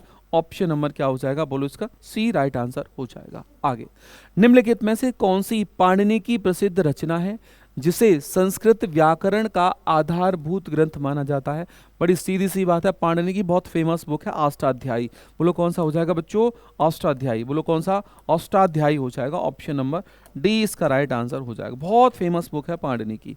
आगे, पौधों के हरे रंग के लिए कौन सा वर्णक जिम्मेदार है? भाई ये हो जाएगा कौन सा? हरित लवक, है ना, कौन सा हो जाएगा? हरित लवक हो जाएगा। और हरित लवक किसके कारण हरा होता है? वो क्लोरोफिल के कारण। किसके कारण? बोलो क्लोरोफिल के कारण। ऑप्शन नंबर ए इसका राइट आंसर। आगे, प्रशासनिक और राजस्व उद्देश्यों के लिए उत्तर प्रदेश के बलिया जिले में कितनी तहसीलें हैं? बलिया जिले में मेरे भाई? देखो क्वेश्चन कहाँ जाके पूछा है, यूपी स्पेशल से क्वेश्चन पूछा है, तो कहाँ जाके पूछा है। अब कैसे 75 जिलों की तहसीलें आप याद करोगे? ठीक है, तो कितनी तहसीलें हैं? बोलो 6, है ना। अच्छा, बलिया के बारे में बात करते हैं। बलिया को आप इतना तो जानते ही हो भाई। बलिया क्या हो जाएगा? बोलो यूपी का क्या हो जाएगा, यूपी का सबसे कौन सा जिला हो जाएगा, सबसे पूर्वी जिला हो जाएगा। ठीक है, सबसे पूर्वी जिला हो जाएगा। आगे, प्लासी का युद्ध ईस्ट इंडिया कंपनी और निम्नलिखित में से किसके बीच लड़ा गया था। देखो बक्सर और प्लासी, प्लासी का जो युद्ध लड़ा गया था वो कब लड़ा गया था, 1757 में। ठीक है, 1757 में एक तरफ तो मेरे भाई कौन हुआ करते थे, अंग्रेज, और दूसरी तरफ कौन हुआ करता था, जिसका नाम हुआ करता था, बोलो कौन, सिराज उद दौला, सिराज उद दौला। ठीक है, सिराज उद दौला। और ये भाई साहब कौन हुआ करते थे, बंगाल के नवाब, नवाब ऑफ बंगाल सिराजुद्दौला हुआ करते थे। इन दोनों के बीच में क्या लड़ा गया था, बैटल ऑफ प्लासी, प्लासी का युद्ध लड़ा गया था। आगे आएगा 1757। ठीक है, अच्छा आगे, भारत का परमाणु ऊर्जा कार्यक्रम कितने चरणों में रहा है मेरे भाई, ये 3 चरणों में। बोलो कितने चरणों में रहा है, 3 चरणों में भारत का क्या रहा है, परमाणु ऊर्जा कार्यक्रम पर आधारित है। आगे, मार्च 2026 में आए भीषण उष्ण कटिबंधीय चक्रवात नारेल ने किस देश को प्रभावित किया। साइक्लोन से क्वेश्चन है भाई, साइक्लोन से क्वेश्चन है, बहुत प्यारा क्वेश्चन है। ये जो चक्रवात आया है नारेल, नारेल नारेल नारेल ने भैया जो सबसे ज्यादा प्रभावित किया वो किसको, ऑस्ट्रेलिया को। बोलो किसको मेरे भाई, ऑस्ट्रेलिया को। बोलो किसको, ऑस्ट्रेलिया को इसने प्रभावित किया। नेक्स्ट क्वेश्चन क्या कह रहा है, वर्ल्ड एंटी डोपिंग एजेंसी वाडा, वाडा का मुख्यालय कहाँ स्थित है, वाडा। देखो वर्ल्ड एंटी डोपिंग एजेंसी का मतलब है विश्व डोपिंग विरोधी संस्था है, तो ये मॉन्ट्रियल कनाडा, बोलो कहाँ हो जाएगा, मॉन्ट्रियल कनाडा। इसका काम है दुनिया में जो स्पोर्ट्समैन ड्रग्स लेकर के, नशा लेकर के जो गेमिंग करते हैं उस गेमिंग पर रोक लगाना है ना, मॉन्ट्रियल कनाडा में ना। वाडा, नाडा, आईओसी, ये सब मैंने एक एक चीज स्टैटिक में आपको बहुत अच्छे से बच्चों को प्रॉपर तरीके से कराई गई थी। आगे, किस संस्थान ने वायुमंडलीय रडार संकेतों से वर्षा का पता लगाने वाली मशीन लर्निंग प्रौद्योगिकी के लिए पेटेंट हासिल किया है, तो भैया वो कौन सा, कोचीन है ना, क्या हो जाएगा, कोचीन विज्ञान और प्रौद्योगिकी विश्वविद्यालय के द्वारा ये तकनीकी का क्या लिया गया भैया, पेटेंट लिया गया है। और पेटेंट आप जानते हो पेटेंट क्या होता है, पेटेंट होता है किसी नई टेक्नोलॉजी का या किसी नई चीज का आविष्कार जब प्रॉपर तरीके से एक व्यक्ति करता है तो उसका पेटेंट उस व्यक्ति के नाम से जाना जाता है। ठीक है, अच्छा आगे आइएगा भैया, भारत का कौन सा राज्य 2026 में है ना 20 सिटीज टूवर्ड्स जीरो वेस्ट पहल में शामिल किया गया है, तो भैया इसमें तमिलनाडु तो है नहीं, है ना, आंध्र तमिलनाडु भी नहीं इसमें, तो इसमें भैया कौन सा हो जाएगा, केरल। अब इसका मतलब क्या है ना, सिटीज टूवर्ड्स जीरो वेस्ट, इस शब्द को पकड़िएगा, जीरो वेस्ट। देखो वेस्टेज का मतलब क्या होता है, कचरा। ठीक है, कचरा, कचरा को बिल्कुल वेस्टेज को उसने शून्य कर दिया है। शून्य का मतलब जैसे कचरा लिया निकाल के भैया सड़क के बाहर एक चौराहा होता है वहां सब लोग डाल देते हैं, गंदगी होती है, बीमारियां फैलती हैं, वहां ये सब खत्म कर दिया। ठीक है, जिसे जीरो वेस्ट के रूप में जाना जाता, जिसे जीरो वेस्ट के रूप में जाना जाता है, तो वो राज्य कौन सा बन गया, बोलो केरल, केरल। आगे बात करेंगे भैया। ठीक है, आगे क्या कह रहा है, विश्व खाद्य दिवस जो प्रति वर्ष 16 अक्टूबर को मनाया जाता है डेट्स के बारे में जागरूकता बढ़ाने के लिए समर्पित है। विश्व खाद्य दिवस है ना, किसके लिए, जलवायु परिवर्तन। भाई देखो फूड की बात की जा रही है, तो फूड का जलवायु से क्या मतलब, औद्योगिक समृद्धि और शहरी विकास। भाई फूड का मतलब शहरी विकास से क्या मतलब है, भूख, खाद्य सुरक्षा, पोषण और सतत कृषि पद्धतियां देखेंगे। अंतरिक्ष अनुसंधान, भाई देखो ये लग क्वेश्चन बढ़ा रहा है और यही प्रैक्टिस में मैंने आपको बहुत अच्छे तरीके समझाए भी थे। आप क्वेश्चन को देख करके डरो मत, बड़ा क्वेश्चन है लेकिन आसान होता है, सेम कंडीशन है। भाई देखो किसकी बात कर रहा है, खाद्य दिवस की बात कर, फूड जो आप खाते हो सुबह से शाम तक चढ़ते रहते हो उसकी बात कर रहा है, उसको प्रोटेक्ट करने के लिए बात कर रहा है, यानी दिवस भी दे रखा है। वो ये पूछ रहा क्यों मनाया जाता है, किस लिए जागरूकता। भाई कॉमन सी बात है, फूड वन्य जीवों का क्या मतलब है, शहरी विकास का क्या मतलब है, अंतरिक्ष अनुसंधान का क्या मतलब है, तो ऑप्शन नंबर क्या हो गया, बोलो ऑप्शन नंबर भैया सी हो जाएगा। यानी किसके लिए, भूख, खाद्य सुरक्षा, पोषण और सतत कृषि आदि के लिए इसको मनाया जाता है। ऑप्शन नंबर सी इसका राइट आंसर हो जाएगा।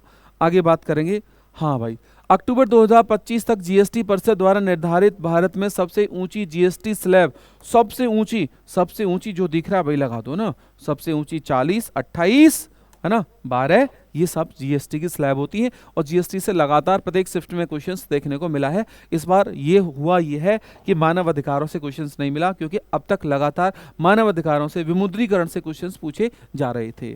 ठीक है, आगे बात करेंगे। वरुआ सागर झील उत्तर प्रदेश के किस जिले में स्थित है? भैया झांसी में वरुआ सागर झील मेरे भाई कहाँ है? झांसी में। करेला झील कहाँ है? बोलो आगरा में, है ना। करेला झील कहाँ है? लखनऊ में। कीथम झील कहाँ है? बोलो आगरा में। तो ये सारी लैक हो जाएंगी। आगे खेती निर्वाह से लेकर, मतलब देखो इस क्वेश्चन को समझिएगा, इतना सा क्वेश्चन है एक लाइन का, लेकिन ये 100% समझ वाला क्वेश्चन है, ये फैक्ट वाला क्वेश्चन नहीं है। खेती निर्वाह से लेकर, हम निर्वाह का मतलब है अपने यूजेस के लिए, जैसे गेहूं उगाना, चावल उगाना, दालें उगाना, ये अपने यूजेस के लिए। बहुत सारे लोग खेती करते हैं अपने यूजेस के लिए, से लेकर प्रकार तक भिन्न रहती है। अब ये कह रहा है निर्वाह से लेकर किस किस लेवल तक खेती की जाती है, किस किस उद्देश्य के लिए खेती की जाती है। मतलब निर्वाह का मतलब अपनी जरूरतों के अलावा से लेकर किस किस क्षेत्र तक, मतलब किस किस तरीके से खेती की जाती है। तो मतलब सोचो, निर्वाह से लेकर डिजिटल तक। भाई डिजिटल का खेती से क्या मतलब है? बिल्कुल भी नहीं है ना। व्यापक नहीं है, समुद्री नहीं है भैया। तो इसमें क्या हो जाएगा, हम निर्वाह से लेकर के, और वाणिज्य का मतलब है अपनी जरूरतों के लिए फसल उगाते हैं, और ज्यादा से ज्यादा फसल उगाते हैं तो हम उसे क्या करते हैं, बेचने के उद्देश्य से, पैसा कमाने के उद्देश्य से, व्यापार करने के उद्देश्य से कृषि को हम क्या करते हैं, बढ़ाते हैं। तो यहां से निर्वाह ऑप्शन नंबर इसमें बी इसका राइट आंसर हो जाएगा। नाट्यशास्त्र प्रदर्शन कला एक परंपरा ग्रंथ है जो किसके, भाई नाट्यशास्त्र किसके द्वारा लिखा गया है? भरत मुनि के द्वारा। बहुत फेमस बुक है। किसके द्वारा? बोलो। नाट्यशास्त्र किसके द्वारा लिखा गया? बोलो। भरत मुनि के द्वारा। तो 65 का क्या हो जाएगा? बी हो जाएगा। आगे देखो, मार्च 2026 में पीपुल्स रिपब्लिक ऑफ चाइना में भारत के राजदूत के रूप में किसे नियुक्त किया गया? देखो पीपुल्स ऑफ चाइना, देखो ये शब्द से डरा रहा है, सिर्फ डरा रहा है आपको। अगर आप बच्चों ना 2026 में, ये ठीक है, आप इसको हटा दो ना, है ना, यहां हम लिख देना, बोलो क्या, चीन में। मार्च 2026 में चीन में भारत के राजदूत के रूप में किसे नियुक्त किया गया है? तो कोई दिक्कत नहीं है, सिर्फ ये बच्चों को डराना इसका उद्देश्य है। इसलिए मैं कहता हूं कि आप पहले क्वेश्चंस की नीड को पढ़ो। तो भैया वो किसको यहां नियुक्त किया गया? राजदूत एम्बेसडर किसको नियुक्त किया गया? विक्रमदेव, हाँ, दोरास्वामी। तो ऑप्शन नंबर क्या हो जाएगा? बोलो सी इसका राइट आंसर हो जाएगा। ठीक है, आगे बात करेंगे भैया किसकी? नेक्स्ट, पद्म भूषण 2026 में कौन से प्राप्तकर्ता सार्वजनिक मामलों से जुड़े हैं और उत्तराखंड से संबंधित हैं? भाई ये क्या होगा? भगत सिंह कोश्यारी। बोलो कौन हो जाएगा? भगत सिंह कोश्यारी। 2026 पद्म पुरस्कार। ठीक है, तो कितने प्रकार के होते हैं? बोलो 3 प्रकार के होते हैं। ठीक है, अच्छा बात करें तो कितने लोगों को मिला है भाई? 131 लोगों को मिला है। 5, 13 और कितना? 113। ठीक है, ये कौन सा हो जाएगा? पद्म विभूषण। ठीक है, याद होगा बच्चों इतना तो। और दूसरा कौन सा हो जाएगा? पद्म भूषण। और तीसरा कौन सा हो जाएगा? बोलो पद्मश्री हो जाएगा। ये तो पता ही होगा ना आपको। ठीक है, आगे भाई, बुडापेस्ट नहीं है ये, यहां गलती करोगे। और ये क्वेश्चन जीएस में बहुत सारे बच्चों ने गलत किया होगा, इस बात को मैं कह सकता हूं, कारण कि क्वेश्चंस को प्रॉपर नहीं पढ़ा। क्या कह रहा है? बुखारेस्ट कह रहा है, बुडापेस्ट नहीं कह रहा। मोस्टली बच्चों ने पता क्या पढ़ा होगा, ये बहुत फेमस वर्ड है, कौन सा? बोलो बुडापेस्ट। बोलो कौन सा है? बुडापेस्ट।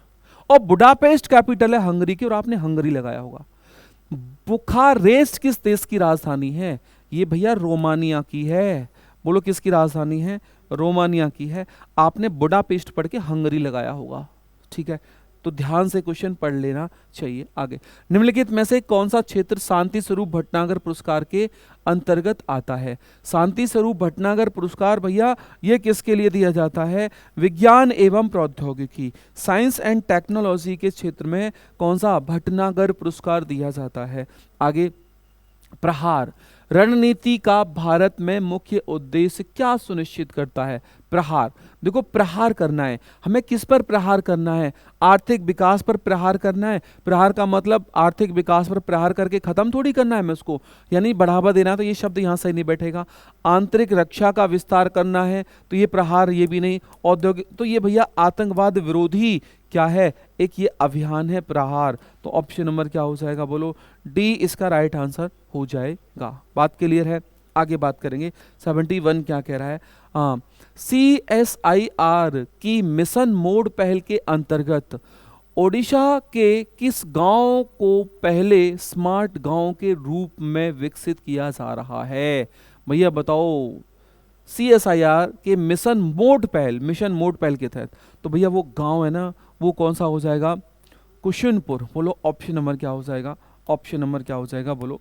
इसका ए इसका राइट आंसर हो जाएगा। अगर हम बात करें थोड़ा सा पेपर के जीएस के बारे में, अगर हम बात करें तो जीएस क्या रही भाई?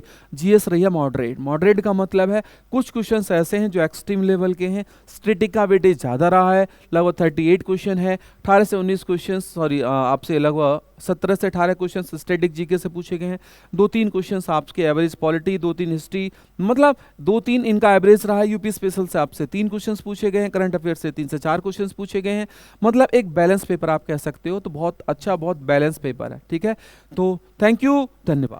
जय हिंद, जय श्री राम बेटा, राधे राधे। स्वागत है बेटा आप सभी लोगों का। आज हम बेटा आपके लिए लेके आए हैं 8 जून 2026 फर्स्ट शिफ्ट का हिंदी का एनालिसिस, और भी बिल्कुल सटीक एनालिसिस बेटा।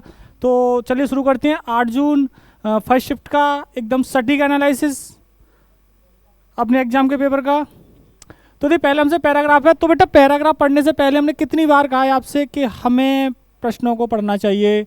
गद्यांश के अनुसार पर्यावरण प्रदूषण का मुख्य कारण क्या बताया गया है? दूसरा, गद्यांश में पर्यावरण रक्षा हेतु क्या क्या उपाय सुझाए गए हैं? और नंबर 3, गद्यांश के अनुसार वृक्ष हमें क्या प्रदान करते हैं? तो 3 प्रश्न है बेटा हमारे। तो देखिए यहाँ से देखते हैं अभी, प्रकृति हमारे जीवन का आधार है, वृक्ष हमें शुद्ध वायु, छाया और फल प्रदान करते हैं। तो देखिए एक तो प्रश्न मुझे लगता है, देखो हमारा यहीं से पूरा क्लीन बोल्ड हो गया,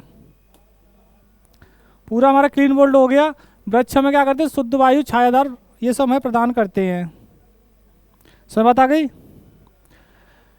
तो देखिए हमारा गद्यांश के अनुसार,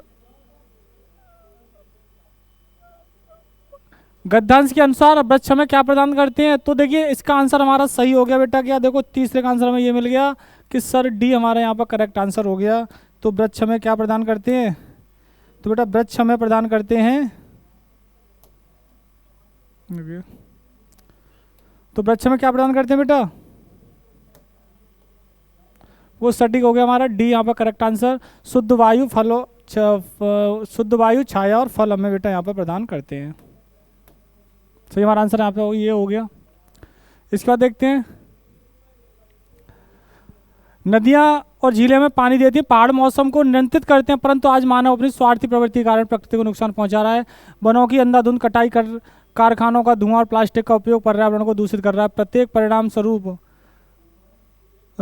परिणाम स्वरूप जलवायु परिवर्तन, बाढ़ और सूखे की समस्या उत्पन्न हो रही है। हमें पर्यावरण की रक्षा के लिए अधिक से अधिक पेड़ लगाने चाहिए, प्लास्टिक का उपयोग कम करना चाहिए और जल संरक्षण का ध्यान देना चाहिए। यदि हम अभी नहीं चेते तो आने वाली पीढ़ियों को गंभीर संकट का सामना करना पड़ेगा।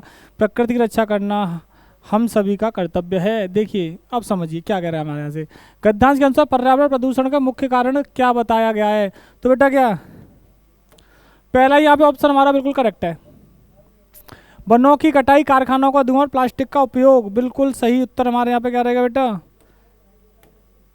ये यहाँ पे बिल्कुल करेक्ट आंसर। इसके बाद बेटा गद्यांश एवं पर्यावरण रक्षा हेतु तो क्या उपाय सुझाए गए हैं? अधिक से अधिक पेड़ लगाना, प्लास्टिक का कम उपयोग और जल संरक्षण।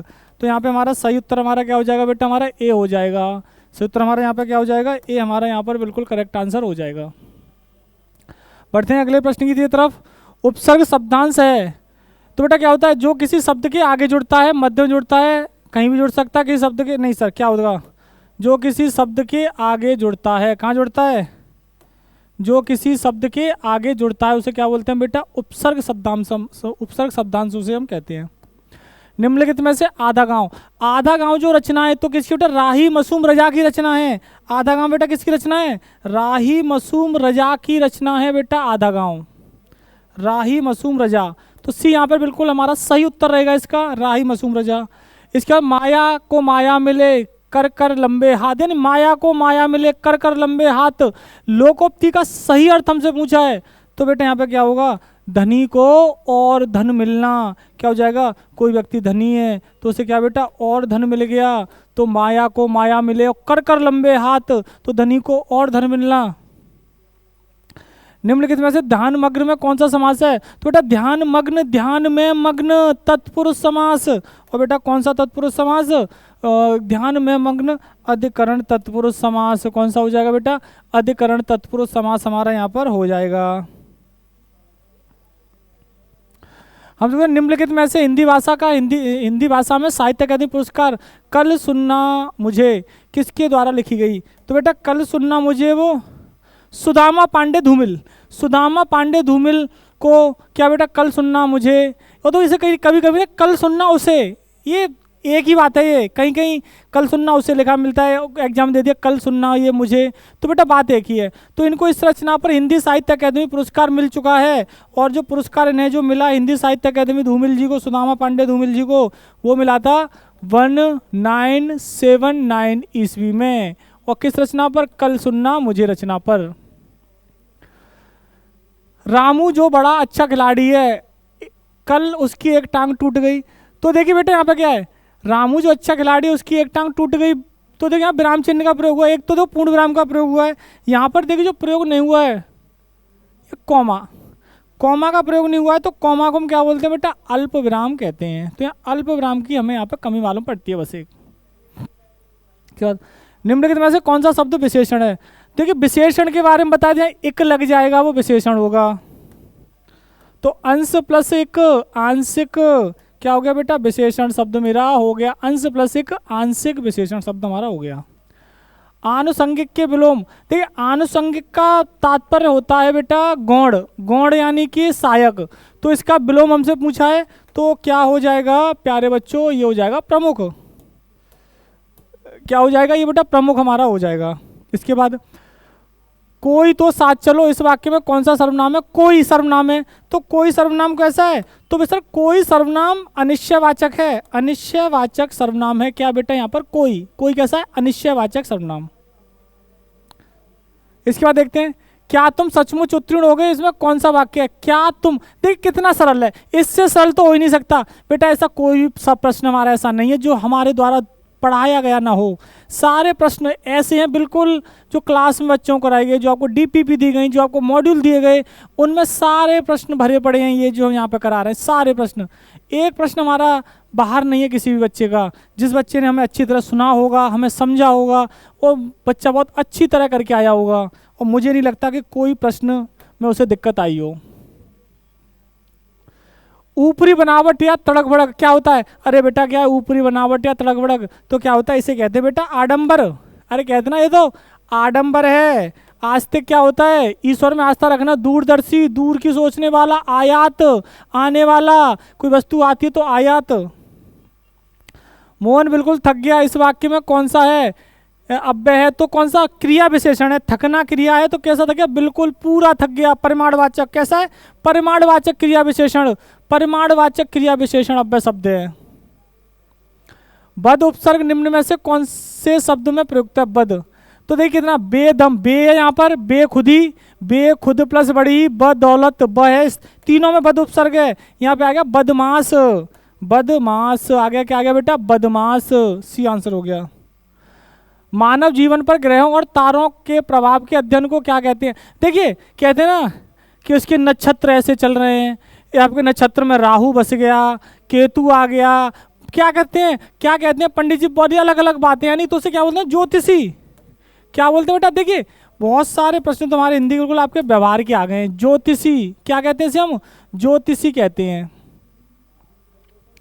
गुलाम शब्द का विलोम, गुलाम का मतलब क्या होता है बेटा, बना हुआ, तो क्या हो गया बेटा यहाँ पर आजाद, स्वतंत्र, आजाद हमारे यहाँ पर करेक्ट आंसर हो गया। इसके बाद निम्नलिखित में सर्कस उपन्यास, सर्कस उपन्यास किसने लिखा है, बहुत अच्छा, बहुत ही अच्छी रचना, तो बेटा जो सर्कस उपन्यास है ये हमारे संजीव जी का उपन्यास है, संजीव जी की रचना है बेटा, उपन्यास है सर्कस, वो काफ़ी अच्छी रचना है इनकी।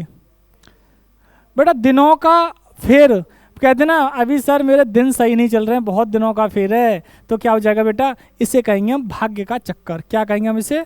भाग्य का चक्कर। दिनों का फेर यानी कि सर भाग्य का चक्कर, सब दिनों का फेर है, दिन दिन का फेर है। जिस क्रिया का फल कर्ता को छोड़कर कर्म पर पड़े उसे कहते हैं, तो क्या कहते हैं हम उसे? सकर्मक क्रिया। कर्म पर पड़ेगा तो सकर्मक, कर्ता पर पड़ेगा तो अकर्मक। घूसर, घूसर क्या होता है? घूसर कहते हैं बेटा गधा को। गधे को क्या होता है? गंधर्व। गंधर्व यानी गधा हमारा क्या हो जाएगा बेटा? गंधर्व हमारा यहाँ पर गधा हो जाएगा। उन्होंने बहुत लड़ाइयाँ लड़ी, वाक्य में लड़ी, तो देखिए लड़ी, लड़ाई, लड़ाई लड़ने वाला कोई है तो लड़ने का असर किस पर? दूसरे पर पड़ेगा। दूसरे पर ये पड़ेगा। जैसे मैं आपसे लड़ रहा हूँ, सोचना, माना कि मैं आपसे लड़ रहा हूँ, वैसे मुझे लड़ना तो नहीं चाहिए, लेकिन एग्जाम्पल लेते हैं, तो असर आप पर पड़ेगा। अरे गुरुजी कल तक तो आप बहुत अच्छा पढ़ाते थे, आज आप हमसे लड़ रहे हैं, क्या बात है, ये है वो है, क्या बात हो गई सर, क्या हमसे गलती हो गई? बात समझ में आ गई? हाँ, तो कैसी हो गई? सकर्मक असर आप पर पड़ेगा, तो ये बेटा ये क्रिया हो गई सकर्मक। लेकिन मैं यहाँ पे एक बात और बताना चाहूँगा आपको कि जो बहुत लड़ाइयाँ लड़ी, समान धातु है, रियल में अगर देखा जाए तो इस वाक्य में जो क्रिया है वो सजाती क्रिया है, लेकिन ऑप्शन हमारे पास ऐसा कुछ है नहीं, तो हमें लगाएंगे सकर्मक क्रिया। हमसे कहा है 1989 में साहित्य अकादमी पुरस्कार विजेता कौन थे? 1989 में हमारे कौन थे? साहित्य अकादमी के जो विजेता थे वो कौन थे? ये हमसे बेटा पूछा गया है। तो बेटा यहाँ पर जो हमारे 1989 में थे वो कौन थे? हमारे केदारनाथ। केदारनाथ थे और इनकी एक रचना थी, केदारनाथ की रचना बहुत अच्छी थी, एक मुझे अभी नाम उसका ध्यान नहीं आ रहा, हाँ आ गया, उसका नाम था बेटा क्या? अकाल में सारस। अकाल में सारस। और बेटा आपको एक एक रचना लिखाई गई है, ये कॉपी खोल के देखिए अपनी, पूरी रचना लिखाई गई है ये। घोंसले में चिड़िया है, कौन सा कारक है? घोंसले में कौन सा? अधिकरण में आ गया, तो बेटा लगा दो यहाँ पर सर, यहाँ अधिकरण कारक होगा, कौन सा होगा? अधिकरण कारक यहाँ पर होगा।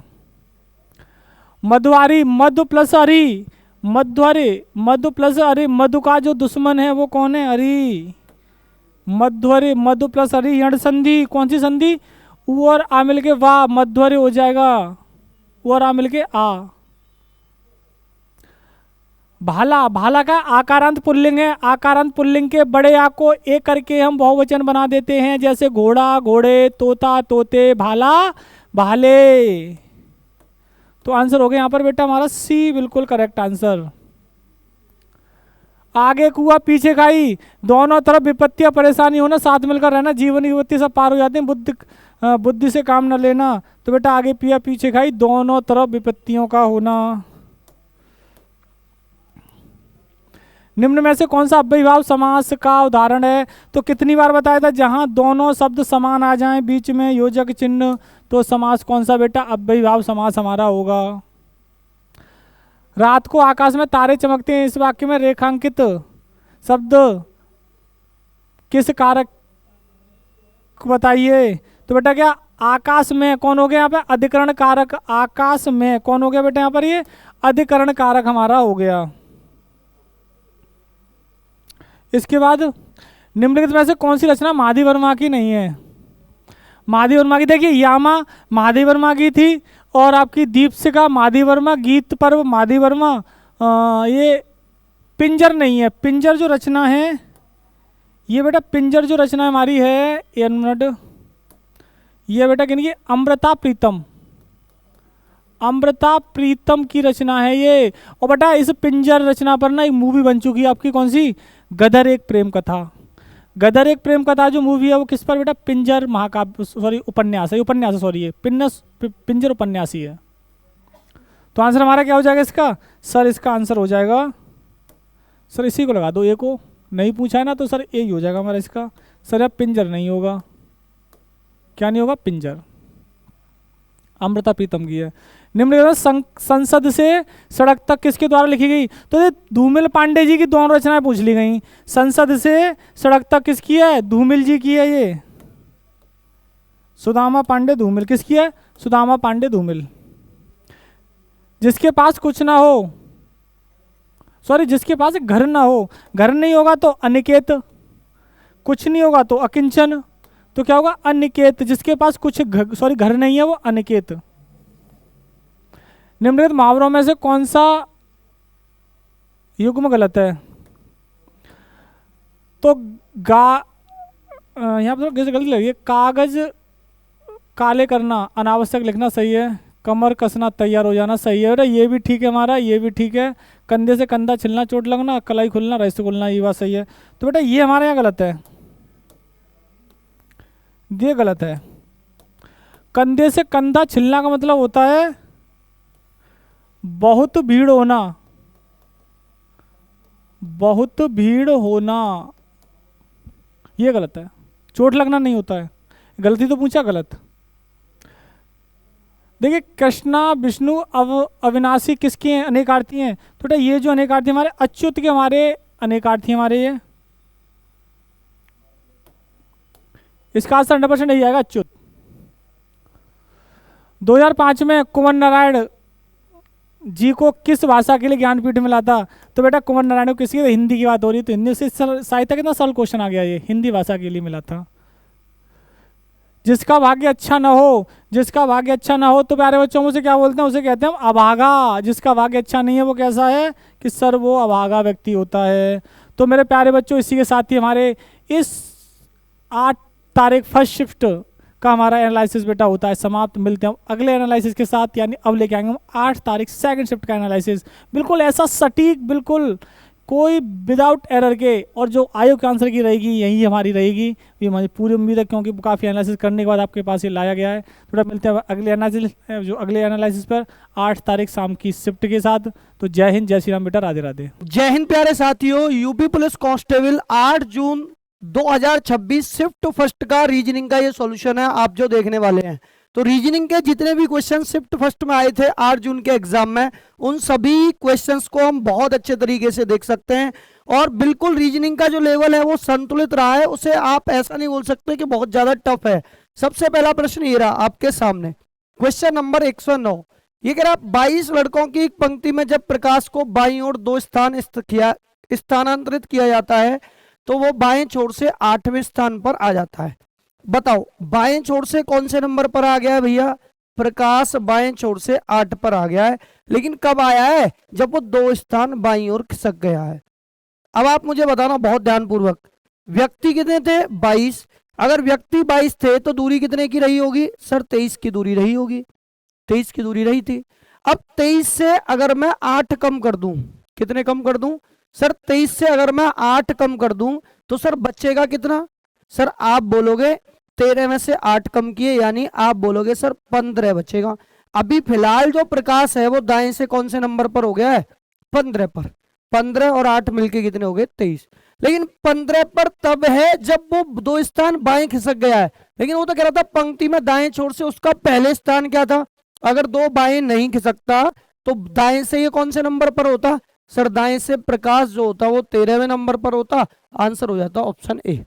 नेक्स्ट पे आ जाओ, नेक्स्ट क्वेश्चन। दी गई आकृति में कुल कितने चतुर्भुज हैं, सिखाया था याद है या भूल गए, 1 2 रो को ऐड करो तो 1 + 2, देन उसके बाद इनटू कॉलम को ऐड करो 1 2 3, तो 3 2 5 और 1 मिलके कितने हो गए सर 6, 1 + 2 + 3 ये कितने हो गए बेटा 6, तो ये 3 गुणा 6 मिलके कितने हो जाएंगे सर 18। कम से कम 10 बार इस टाइप के क्वेश्चन हम लोगों ने कराए थे, क्लास में भी कराए थे और उसके बाद भी कराए थे। 60 से 90 हुआ है सर, कितना बड़ा है सर 1.5 बड़ा है, और 90 से 180 हुआ है सर गुणा 2 हुआ है, यहाँ गुणा 1.5 गुणा 2 सर, यहाँ भी सर गुणा 2.5 और सर यहाँ गुणा 3, और यहाँ जो आएगा वो आएगा 1350 गुणा 3.5। कोई डाउट, जैसे ही आप इसे करोगे तो इसका जो परफेक्ट आंसर है वो क्या हो जाएगा, आंसर ऑप्शन ए, क्योंकि 0 तो ये रहेगा और यहाँ 5 5 25 कैरी कितना 2, 5 3 15 और 2 मिलके कितने हो जाएंगे 17, 5 से 5 और 1 कितने हो गए 6, गुणा इधर से गुणा कर लो, ये कितना हो गया, ये भी 0 हो गया सर, 5 3 15, 3 3 9 और 1 10, 3 और 1 मिलके 4, ये रहा 0 5 7 5 12 6 और 1 7 4। अब कितने अंक बाद पॉइंट है, पीछे से 1 अंक बाद 4725.0, तो आंसर हो जाएगा ऑप्शन ए। क्या मेरी बातें क्लियर हैं, हाँ या ना में बताते चलो क्या मेरी बातें क्लियर हैं। अगर नेक्स्ट क्वेश्चन की बात करते हैं तो नेक्स्ट क्वेश्चन आपके सामने ये रहा, ये कह रहा दी गई आकृति यानी छवि को 45 डिग्री वामावर्त घुमाया जाता है। ये पिक्चर थी। अब देखना बहुत अच्छे तरीके से, ये मान के चलो सेंटर है, अगर यहां से 45 डिग्री, अभी ये जो पिक्चर थी ये थोड़ी सी ऐसे मूव हो जाएगी 45 डिग्री वामावर्त, वामावर्त का मतलब 45 डिग्री एंटी क्लॉकवाइज। ये पिक्चर ऐसे दिखेगी मुझे, ये पिक्चर कैसे दिखेगी, इस तरीके से। और ऐसा कहाँ दिख पा रहा है, ऐसा ऑप्शन बी में दिख पा रहा है। परफेक्ट आंसर क्या हो जाएगा सर? परफेक्ट आंसर हो जाएगा आंसर ऑप्शन ए नहीं बी। क्या आंसर हो जाएगा? Answer option B. नेक्स्ट पे आ जाओ। दर्शकों की एक पंक्ति में जॉन बाएं से 87 पर और दाएं से 233 पर है। पंक्ति में व्यक्तियों की कुल संख्या, सर टोटल ऐड कर दो ना, 87 प्लस 2 3 3, 7 3 10, कैरी कितना 1, 8 3 11 और 1 कैरी 12, 2 और 1 मिलके कितना हो गया 3। 320 की क्या है सर? दूरी है। अच्छा व्यक्तियों की बात होगी तो एक कम रहेगा व्यक्ति, व्यक्ति कितने हो जाएंगे सर? व्यक्ति हो जाएंगे 319। व्यक्ति कितने हो जाएंगे सर? व्यक्ति हो जाएंगे 319। नेक्स्ट पे आ जाओ। ये कंप्लीट पिक्चर है, ये कहाँ दिख रही है सर? वाटर में दिख रही है। अब वाटर में दिख रही है तो वन कुछ इस तरीके से बनेगा, तो ए गलत सी गलत, ये दो तो दिखते गलत। अब यहां से देखो, यहाँ एम परफेक्ट बन रहा है, जो परफेक्ट नहीं बनेगा। एक ही ऑप्शन बचा है सर, आंसर ऑप्शन बी हो जाएगा, बी। परफेक्ट आंसर इसका बी हो जाएगा। ये कह रहा प्रतीकों की व्यवस्था में मौजूदा पैटर्न को ध्यानपूर्वक देखिए और प्रत्येक पद।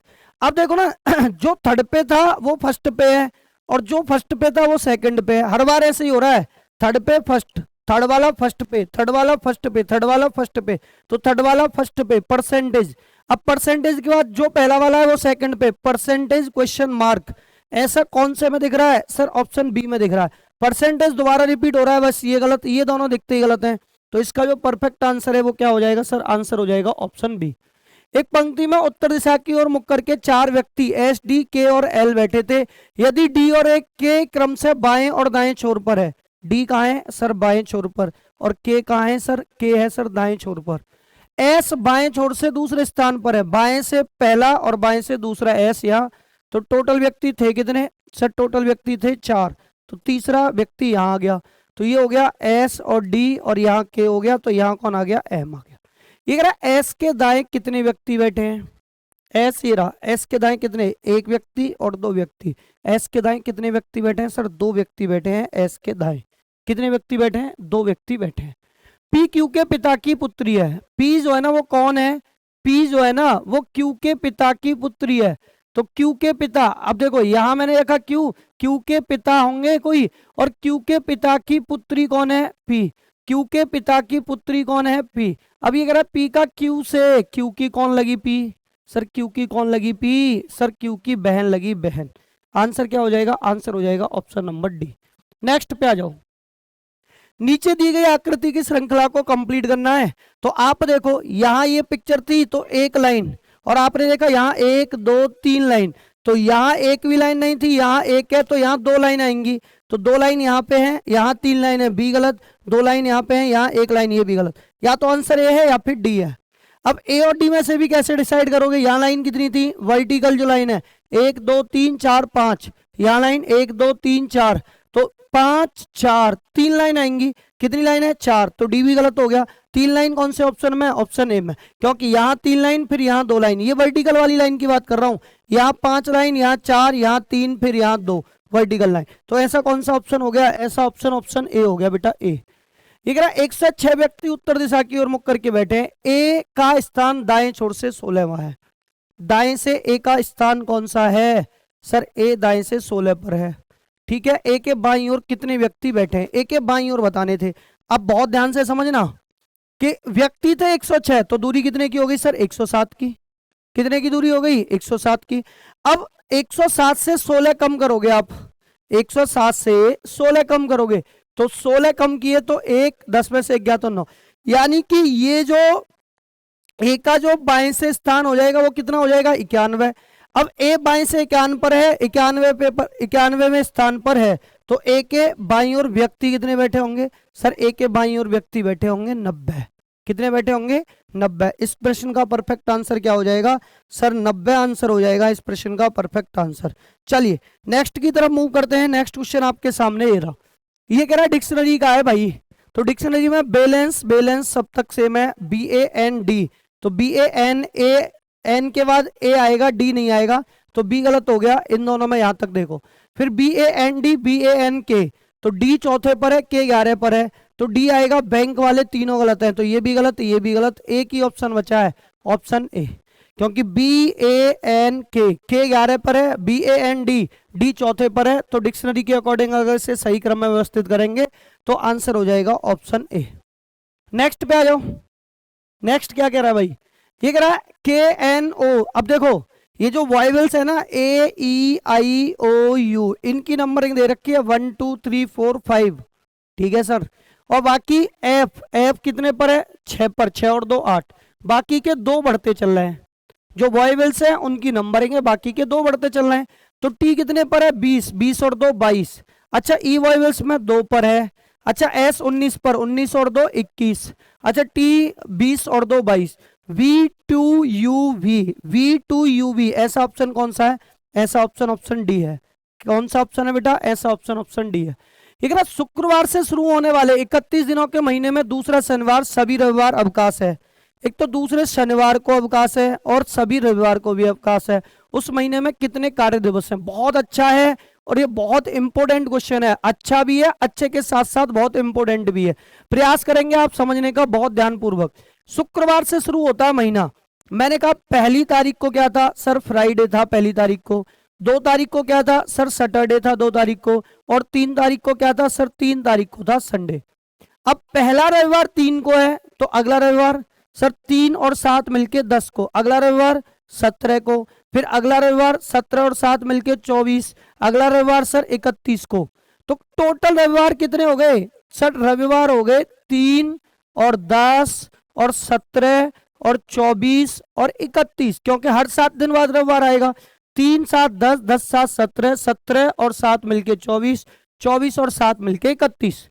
अब आप देखो कितने रविवार हो गए, 1 2 3 4 5, तो 5 तो रविवार हो गए, 5 क्या हो गए सर, संडे हो गए।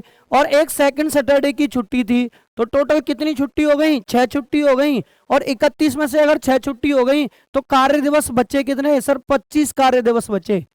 भाई 6 छुट्टी हो गई और महीना कितने का है, 31 का, यही तो कह रहा है। तो 31 माइनस के 6, तो कितने कार्य दिवस बचे सर, 25 कार्य दिवस बचे। कितने कार्य दिवस बचे सर, 25 कार्य दिवस बचे। चलो देखो नेक्स्ट क्वेश्चन। ये कह रहा है एक विशेष कोडिंग पैटर्न में किसी अक्षर को अंग्रेजी वर्णमाला के उनकी स्थिति आधार पर बड़े या छोटे में लिखा जाता है, कोई दिक्कत नहीं। ए बराबर 1 है, सी 3 पर, ई 5 पर। अगर वर्णमाला में विषम संख्या वाले अक्षरों को छोटे अक्षरों में लिखा जाता है, कोई दिक्कत नहीं, तो बाकी बड़े अक्षर में लिख गए। इस नियम के आधार पर अगस्त के बाद चौथे महीना, अगस्त के बाद चौथा महीना, अगस्त के बाद सितंबर, अक्टूबर, नवंबर, दिसंबर, चौथा महीना दिसंबर आ गया। अब दिसंबर में जहां जहां ऑड नंबर आ रहे हैं तो उनको तो छोटे में लिखा जाएगा, इवन नंबर। जैसे डी 4 पे है तो डी कैपिटल लेटर में लिखा जाएगा। डी ई कैसे पर है सर, 5 पर है, तो ये स्मॉल लिखा जाएगा, डी ई। अच्छा सी स्मॉल लिखा जाएगा, ये भी ऑड नंबर पे आ रहा है, डी ई सी। फिर ई भी 5 पर है ऑड पे, sir D E C E. M M 13 पर है, ये भी सर स्मॉल में ही लिखा जाएगा, D E C E M. B दूसरे पर है तो कैपिटल में लिखा जाएगा, ई स्मॉल में, आर 18 पर है, कैपिटल में लिखा जाएगा। ऐसा कौन सा ऑप्शन बन रहा है sir, D E C E M B E R, दिसंबर। परफेक्ट आंसर क्या हो जाएगा सर, परफेक्ट आंसर हो जाएगा आंसर ऑप्शन क्या था, सी। ओके नेक्स्ट पे आ जाओ।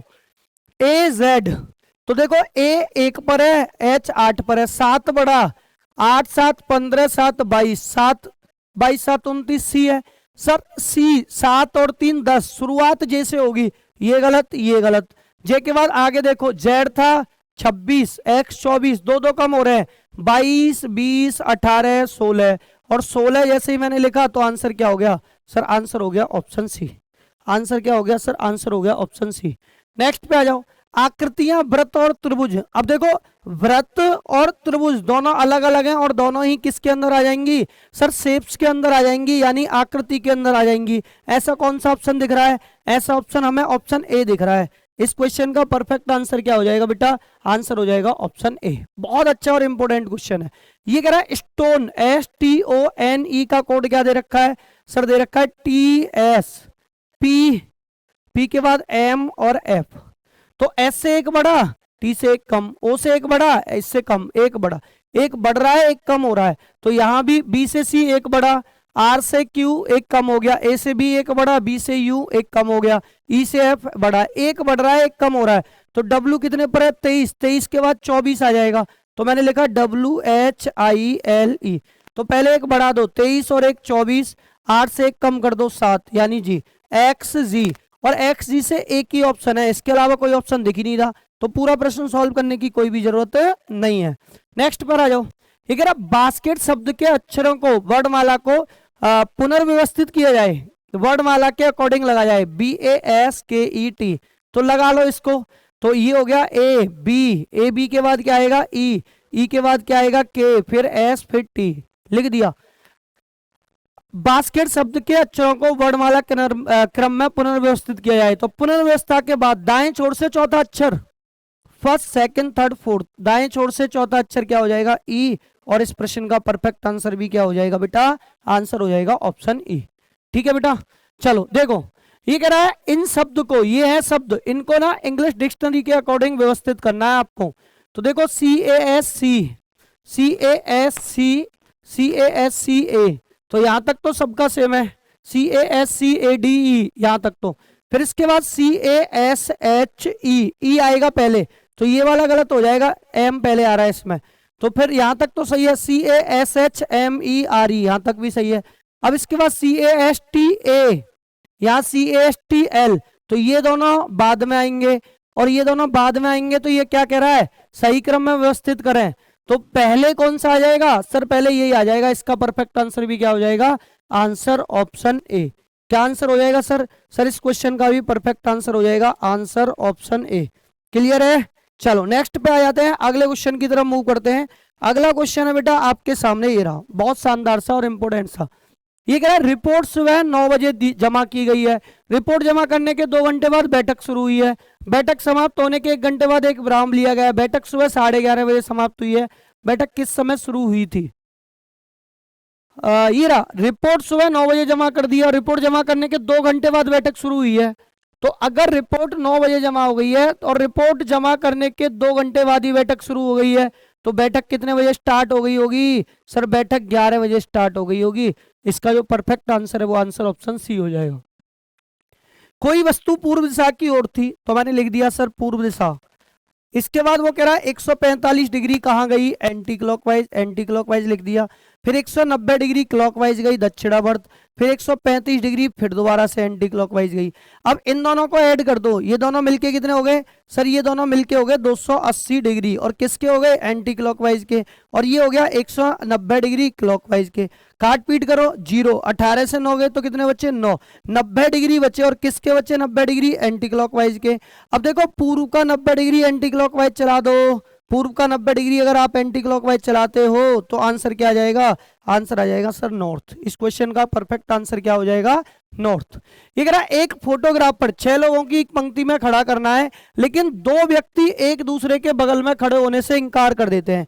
कितने व्यक्ति सर, 2 व्यक्ति जो हैं वो एक दूसरे के बगल में खड़े होने से इनकार कर देते हैं, बगल में खड़े होने से इनकार कर देते हैं 2 व्यक्ति। इस व्यवस्था को कितने तरीकों से किया जा सकता है, ये परम्यूटेशन और कॉम्बिनेशन का क्वेश्चन है, समझ पा रहे हो। तो देखो इसे कैसे करेंगे, 6 लोग, तो टोटल व्यवस्था कितनी हो जाएगी सर, फैक्टोरियल 6 हो जाएगी। फैक्टोरियल 6 की अगर मैं बात करूं तो 6 गुणा 5 गुणा 4 गुणा 3 गुणा 2 गुणा 1, 1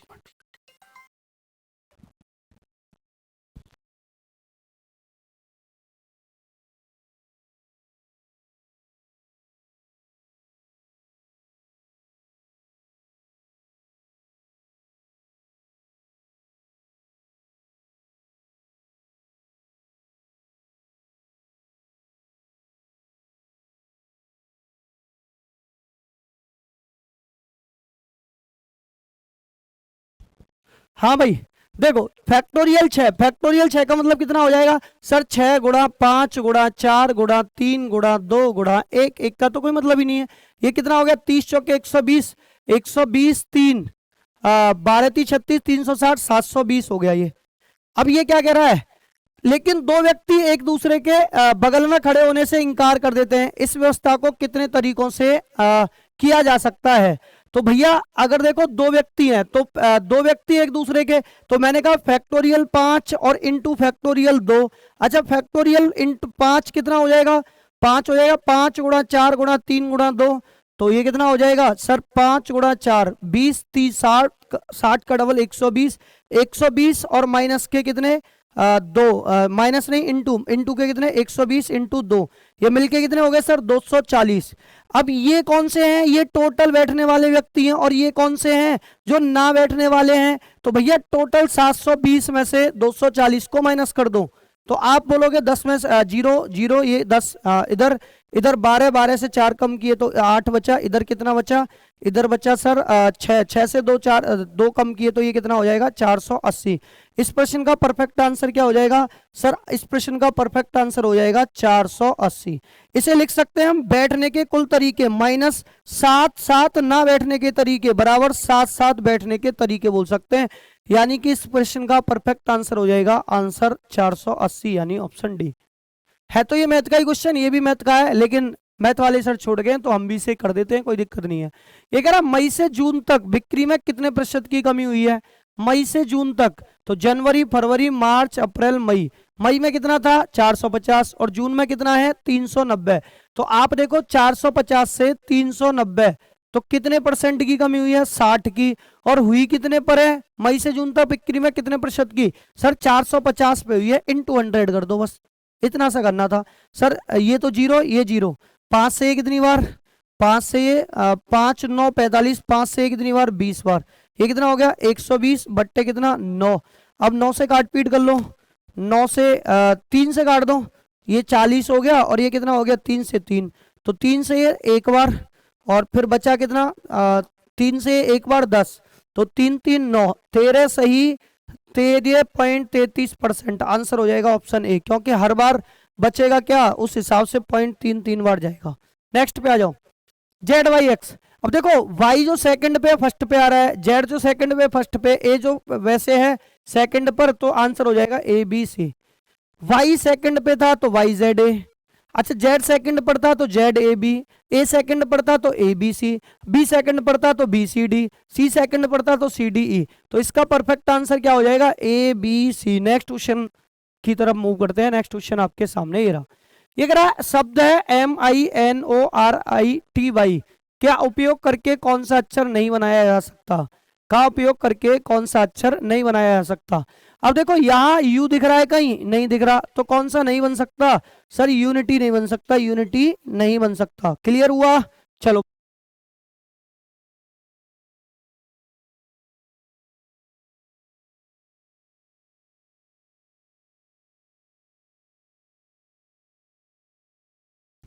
हाँ भाई नेक्स्ट पे आ जाओ।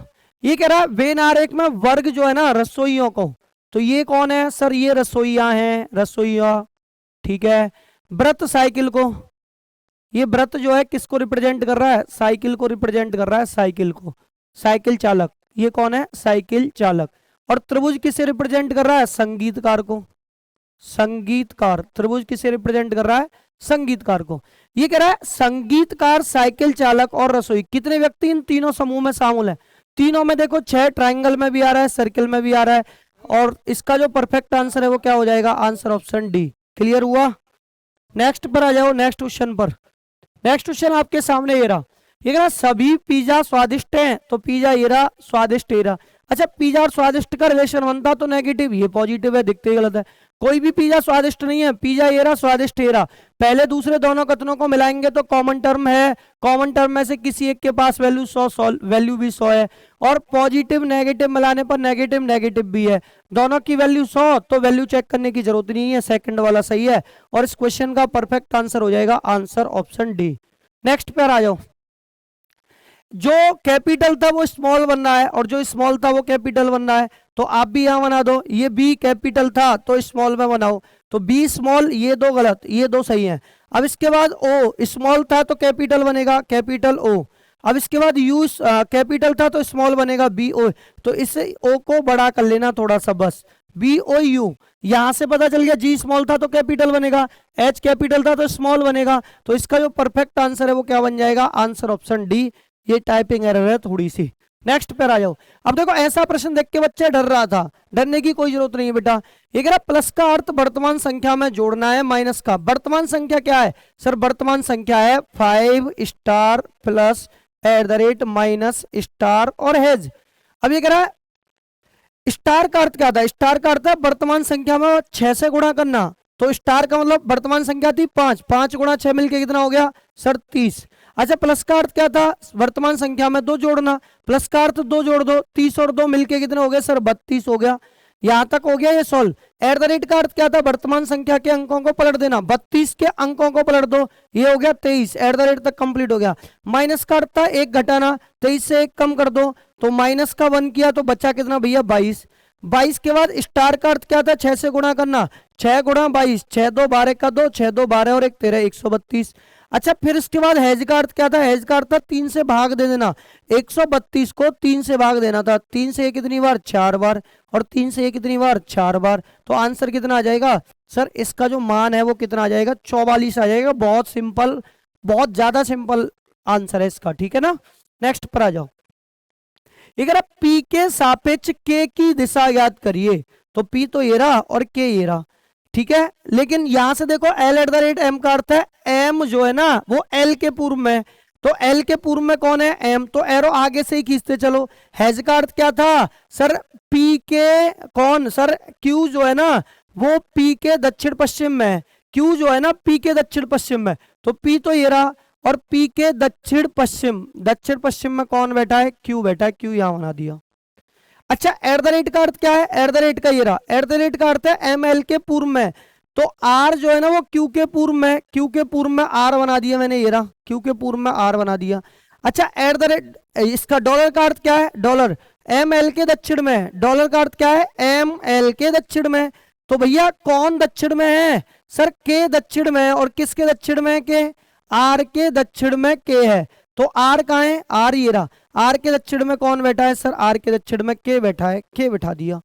अभी कह रहा है सभी बिंदु की दिशा निर्देश के अनुसार समान दूरी पर स्थित है, दूरी सेम है भैया, क्या है नोट मान लीजिए, सभी बिंदु की दी गई दिशाओं और निर्देश के अनुसार समान दूरी पर स्थित है। तो ये कह रहा है पी के सापेक्ष के की दिशा याद कीजिए, पी के सापेक्ष के की दिशा क्या आ गई सर, पी के सापेक्ष के की दिशा आ गई दक्षिण, और इस क्वेश्चन का परफेक्ट आंसर देने वाले हैं हम लोग दक्षिण। क्या आंसर हो जाएगा सर, दक्षिण आंसर हो जाएगा इस प्रश्न का। नेक्स्ट क्वेश्चन पर आते हैं। ये कह रहा अजीत पूर्व की ओर 2 किलोमीटर चलता है सर, NESW से कर सकता था, बिल्कुल कर सकता था।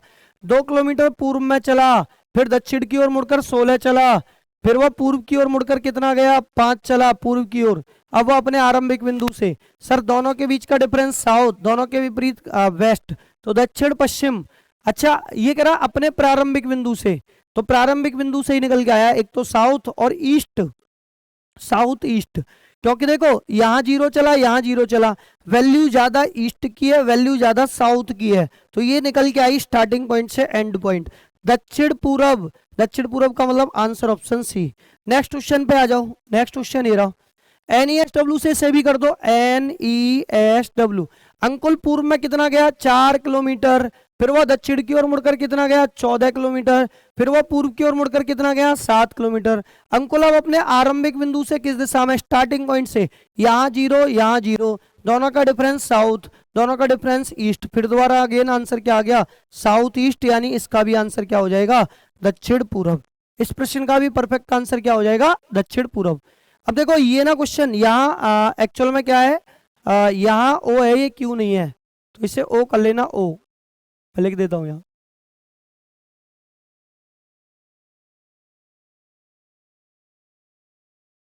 ठीक है भैया, ये ओ है, क्या है ये ओ, तो ये क्या है सीरीज है, पी खाली जगह, पी के बाद एच आ रहा है, देखो तो पी के बाद क्या आ रहा है सर, पी के बाद एच आ रहा है, तो PHOEN, PHOEN, एन के बाद आई के बाद सर एक्स, यहां तक बन गया PHOENIX, PHOENIX, PHOENIX, PHOENIX। Sir अब मुझे किस किस की जरूरत पड़ी सर, HIO, और HIO से एक ही ऑप्शन है, ऑप्शन ए, NXEPI, तो परफेक्ट आंसर क्या हो जाएगा, आंसर हो जाएगा ऑप्शन ए। नेक्स्ट पे आ जाओ। ये कह रहा है बिना अक्षरों को दोहराए निम्नलिखित में से कौन सा शब्द बनाया जा सकता है, कौन सा बनाया जा सकता है। ठीक है, तो बनाया उपयोग करके शब्द के अक्षरों का उपयोग बिना किसी अक्षर को दोहराए, दोहराना नहीं है। ठीक है, तो कौन सा अक्षर बनाया जा सकता है, तो FIN GER ये नहीं बनाया जा सकता। LEARN तो आर तो है ही नहीं, ये भी नहीं बन सकता। ANGLE तो देखो ANGLE ये बन सकता है, ये बन सकता है। आंसर हो जाएगा ऑप्शन नंबर बी बन सकता है। ये कह रहा है यस्टरडे शब्द के अक्षरों का प्रयोग करके नहीं बनाया जा सकता, तो कौन सा नहीं बनाया जा सकता सर, इधर ओ नहीं है बेटा, ओ देखो ये रहा ओ कहीं नहीं है, तो आंसर क्या हो जाएगा, ये नहीं बन सकता, सी वाला। कौन सा नहीं बन सकता, सी वाला। ये कह रहा है इन शब्दों के सभी अक्षरों को दोहराए बिना पुनर्व्यवस्थित करके निम्नलिखित में से कौन सा सार्थक शब्द बन सकता है। इन शब्दों से मिलकर सार्थक शब्द ये बनना है, केमिस्ट्री बनना है, इन्हीं शब्दों से मिलकर बनना है। ये रहा CHEMI के बाद STRY तो केमिस्ट्री बन रहा है। आंसर क्या हो जाएगा, आंसर हो जाएगा ऑप्शन ए। क्वेश्चन नंबर 146 पर चलते हैं। क्वेश्चन नंबर 146 को करते हैं बहुत ध्यानपूर्वक, आप समझने का प्रयास करोगे, बहुत अच्छा और बहुत इंपॉर्टेंट क्वेश्चन है। ये कह रहा है ई के बाद एफ के बाद एच के बाद के बाद पी, तो इसे कैसे सॉल्व करेंगे हम लोग, देखो ध्यानपूर्वक समझने का प्रयास आप लोग करोगे। आपने देखा ई 5 पर होता है, एफ 6वें नंबर पर, ये 8 पर होता है, ये 11 पर, और पी कितने पर होता है, 16 पर। 16 के बाद दे रखा है क्वेश्चन मार्क। अब देखो इन दोनों का डिफरेंस कितने का आ गया, 1 का। इन दोनों का डिफरेंस कितने का आ गया, 2 का। इन दोनों का डिफरेंस कितने का आ गया, 3 का। इन दोनों का डिफरेंस कितने का आ गया, 5 का। कितने का डिफरेंस आ गया, 5 का। आपने देखा 2 और 1 मिलके कितना हो रहा है, 3। 2 और 3 मिलके 5, तो 5 और 3 मिलके 8, जो डिफरेंस आएगा वो 8 का आएगा। अब 16 और 8 मिलके कितना हो जाएगा सर, 16 और 8 मिलके हो जाएगा 24, और 24 पे आंसर कितना हो जाएगा सर, 24 पे आंसर हो जाएगा x, और इस प्रश्न का परफेक्ट जो आंसर है वो क्या हो जाएगा, x। नेक्स्ट क्वेश्चन की तरफ मूव करते हैं। नेक्स्ट क्वेश्चन आपके सामने ये रहा। ये कह रहा है ADVERTISEMT शब्द के अक्षरों से बिना दोहराए कौन सा नहीं बन सकता। अब देखो ये कह रहा है एडवांस, तो यहाँ ए 2 बार आ रहा है, तो यही नहीं बन सकता। आंसर क्या हो जाएगा, आंसर हो जाएगा ऑप्शन ए। नेक्स्ट पर आ जाइए। नेक्स्ट क्वेश्चन आपके सामने ये रहा। ये कह रहा है एक बिंदु से शुरू करके कर्ण एक दिशा में 6 किलोमीटर जाता है। मैंने किसी एक दिशा में चला दिया, मैंने कहा कर्ण यहाँ चला 6 किलोमीटर, और वो कह रहा है अपने शुरुआती रास्ते में समकोण पर मुड़ गया। कितने किलोमीटर चला है, 8 किलोमीटर चला है समकोण मुड़ के। समकोण का मतलब 90 डिग्री मुड़ना। अब वो आरंभिक बिंदु से किस स्थिति पर है, और ये वाली जो दिशा ये बताना था, 6, 8, 10। ट्रिपलेट याद है या भूल गए, तो आंसर क्या हो जाएगा, आंसर हो जाएगा option number D. Next question पर आ जाइए। नेक्स्ट क्वेश्चन ये रहा। 300 सदस्यों वाले एक क्लब में 160 सदस्यों को तैराकी पसंद है। सर 2 डायग्राम बना लो, यहाँ तो लिख दो तैराकी पसंद करने वाले, और यहाँ किसे लिखोगे आप, यहाँ लिखोगे आप साइकिल चलाने वालों को। साइकिल चलाने वाले कौन हो जाएंगे, साइकिल चलाने वाले, साइकिल चलाने वाले। नेक्स्ट पर आ जाइए, साइकिल चलाने वाले। अब आप देखो ये 300 थे टोटल, 300 में से 160, और 60 सदस्यों को दोनों पसंद है, साइकिल और तैराकी, तो 60 लिख दिए। 160 सदस्यों को तैराकी पसंद है, तो 60 में से 100 बच्चे तैराकी वाले। साइकिल पसंद वाले कितने थे, 140, तो 60 तो ये रहे, तो कितने और बच्चे, 80। ठीक है सर, ये बन गया। कुल सदस्यों का कितना भाग ठीक एक गतिविधि पसंद करता है। एक गतिविधि वाले कितने हैं, ये केवल तैराकी पसंद करते हैं, ये केवल साइकिल। 100 और 80 मिला के कितने हो गए सर, 180, और कुल थे कितने, 300 थे, तो 180 300 का कितना भाग है, तो कर दो 6 से कितनी बार, 6 3 18, 6 से कितनी बार, 5 बार, तो कितना हो जाएगा, 3/5 भाग है, और आंसर हो जाएगा ऑप्शन नंबर डी। चलिए नेक्स्ट क्वेश्चन की तरफ मूव करते हैं। नेक्स्ट क्वेश्चन आपके सामने ये रहा। ये कह रहा है यदि 8 कीड़ों और 2 जीवों के कुल मिलाकर 10 सिर है, और एक सिर, कुल मिला के कितने सिर है सर, 10 सिर है, प्रत्येक कीड़े का 1 सिर है, तो भाई देखो प्रत्येक कीड़े का 1 सिर है, तो 8 तो ये हो गए, 2 जीवों के कुल मिलाकर 2, 8 और प्लस मिला के 2 मिला के कितने हो गए, 10। भाई प्रत्येक कीड़े का 1 सिर है, तो 8 के 8 हो गए, 2 जीव और हैं तो 2 के 2 सिर होंगे, 8 और 2 मिला के 10 सिर हो गए। तो ये कह रहा 2 जीवों के कुल मिलाकर कितने सिर हैं, भैया 2 ही सिर हैं। आंसर क्या हो जाएगा, आंसर ऑप्शन ए। उम्मीद है आपको ये पेपर का सॉल्यूशन बहुत अच्छे तरीके से समझ आएगा। आप अपना स्कोर कमेंट बॉक्स में करेंगे कि सर हमारा ये स्कोर आया है। जय हिंद, वंदे मातरम आप सभी को।